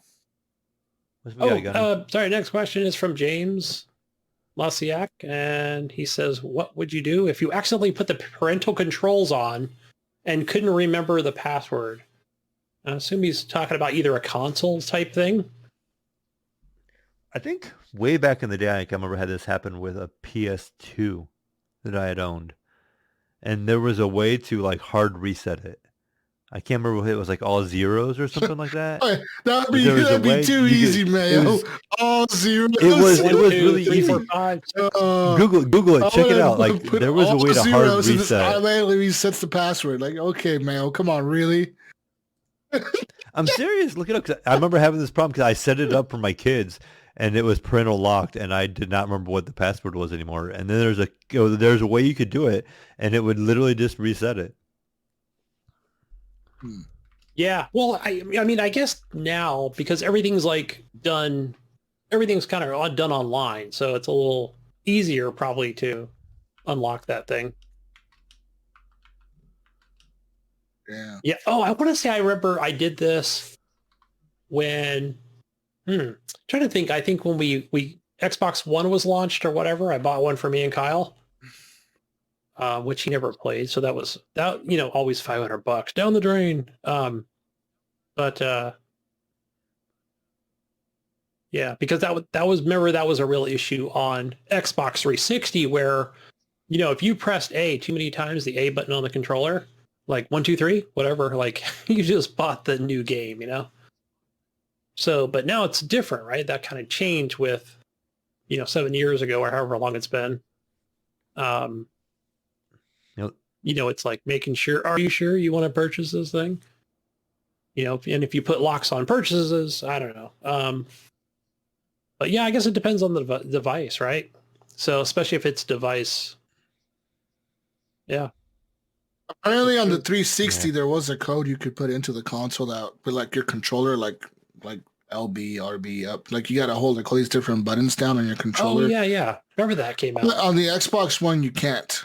On the Xbox One, you have to actually call Microsoft and prove to them that you own the console and that you want to remove the lock, and they'll do it via the internet. Man, because on the Xbox, the lock is for the account, not for the console itself. Right. Which is weird. Yeah. I think the article I seen on the PS2, I just looked it up. It was like 7444 was the passcode. And you had to do a couple other steps. I guess it looks like it was for DVDs and stuff. I think that's what it was actually. You can play. You can't play rated R movies and shit. Like it would lock. Yeah, and we were trying to, because like my kid was of age at the time, and he just wanted it for a DVD player in his room. Like he wasn't using it for anything else, and we couldn't play movies in it. And he's like, "I can't play any movies in it, Dad, because it's stupid parental code." And we had to Google on how to reset it, and that's what it was. Yeah, but that's funny you talked about, Xbox 360. I wonder, PS3 had any kind of restrictions like that, but I'm pretty sure that was just Microsoft. They just had that because I remember that's how I kept my account locked or whatever. Now I don't even do it, because they kind of went through so many phases of you got to connect and recognizes your face and, you can walk in and say Xbox on, right? There's just so many ways to, yeah. I remember when the Xbox first came out, to the Xbox One with the Kinect. I remember playing Battlefield 4, dude. You would always hear people talking in the background, just people talking. Like, what the fuck? People are having random conversations, like somebody's wife walking in, like, what do you want for dinner?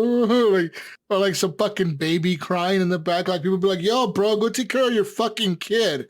Fuck, man. Shut that fucking kid up. He's like, fucking little baby crying in the background and shit. Go get the medicine for the baby. Already? Long as CBS is going to be open. Yeah. Go feed your fucking child. It's crying for the last Battlefield match. Shit. You know what I mean? 2 hours later, right? You would hear little thinking, did he ever go get the medicine for his baby? Yeah. I know. Right? Or you would hear little kids talking to their mom. Yeah, I'll be up for 5 minutes. Yeah, it was hilarious. I think one time I was trying to tell the fucking stupid Xbox to what the fuck was it telling it to do? Something. I forgot what I was doing. I was fucking yelling, Xbox! And the fucking shit would not work. And the guy's like, bro, you gotta yell harder. I'm like, fuck you, you dick. They were all making fucking fun of me and shit like that. Like, hey, bro, you gotta yell a little bit louder into it. I'm like, fuck you, you asshole. You fucking bullshit, dude. I think I was trying to get it to because sometimes they would pop up messages and then you could tell it to disable that or disregard the message or some shit. And I was trying to do that and it wouldn't fucking work. I was like, Xbox. It just wouldn't fucking work. Yeah. But I remember that was the default setting for a lot of games like Battlefield, even Dead Rising, pretty much every launch title for the Xbox One. The Kinect voice was always on just by default. That was your microphone. It would always just was on by default for voice chat. So like any multiplayer game you fucking played, you would just randomly either talk to people or hear like random conversations with people. And sometimes people didn't even like notice that they were having like a conversation. Like they wouldn't even realize that like their mic was on. Because you'd be like, hey dude, your mic is on. They would just keep talking. Yeah. Just keep talking to their wife about their finances or something. You're like, Right, because they're not paying attention to you. They just know you're talking, but they don't know you're talking. yeah, yeah. And you're like, bro, you want to hear about this? And you and your wife are gonna. Hey, you. Hey, yeah, get over hey, here. hey, we don't want to hear about this Yeah. conversation you're having with your wife, dude. Oh I yeah, can still get that in Apex. Like I'll be playing Apex with like crossplay, yeah, and you'll be getting guys with headsets on, or like kids, yeah. or like teenagers with headsets on. And next thing you know, there'll be like a full conversation in the background, like their parents are coming in and telling them to go mow the lawn or take the trash out, and be like, "I'm gonna do it in a minute, mom." You know, and it's just like, like, go get that trash out. Come on, dude. Oh, well, like I wonder if it happens a lot on the PS5 now because the PS5 has a mic built into it. You know, like the controller. Oh, the remote, yeah. Yeah, so like I wonder like because by default it's always on, but I wonder if like the game just automatically picks it up. So remember I forget what game I was playing on the PS5 that was a multiplayer game. It might have been Battlefield even, but I remember people could hear me talking through the mic. Like I could hear people talking through the mic. I remember you mentioning that, yeah. And people could hear me, and I was like, "What the fuck?" Like I was like, I'm gonna mute this shit real quick. You know, it's fucking weird. You know. There's a mute button on there, so there's that. But yeah, it's kind of weird. I don't know. Yeah. Anyways, yeah, you can apparently with the Xbox you have to call Microsoft. I'm assuming with the PS5 it might be the same, where you have to probably call Sony or something to, you know, Prove it to you and yeah. Anyways, anything else, Gunny? No, I think that is all. That's all we have for the community questions. Thank you, guys. Well, I think we're done. Are we done? yeah. Where are we gonna find you at, Gunny? You're going to go find me on Xbox playing Elden Ring and a few other Game Pass games. Gamertag, Gunny Chief. I'm also on Steam playing some Satisfactory, building ramps and walls and stuff and fighting enemies and crafting. So yeah, I just continue to play. You know, that's another game, plugging away at it. Not very much. Again, if you just see me on it all day, it's just crafting. It's doing some auto crafting, doing some tweaks here and there to it. But yeah, a lot of my time's towards Elden Ring and other. I went to play Ark today, but yeah, Marvel Guardians of the Galaxy pulled me in and the Game Pass stuff. So yeah, where do we find you, Mayo? You know, you're gonna find me over in the Discord. You can find me as the Mayo one over on Steam, on the Xbox. You know, there's the Mayo.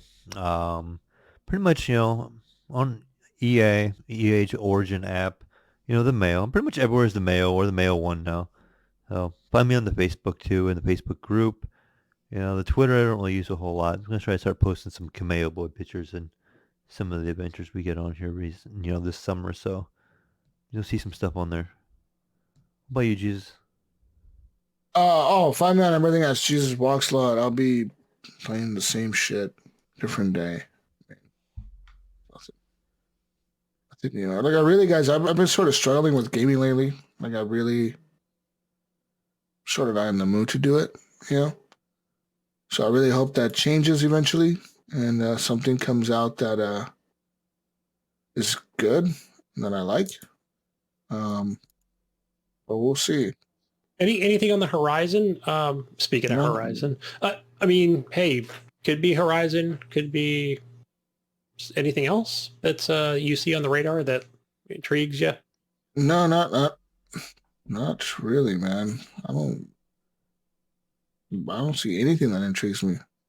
Yeah. I don't know. Sony's got their state of play. When is that happening? Pretty soon. So be sure to check that out.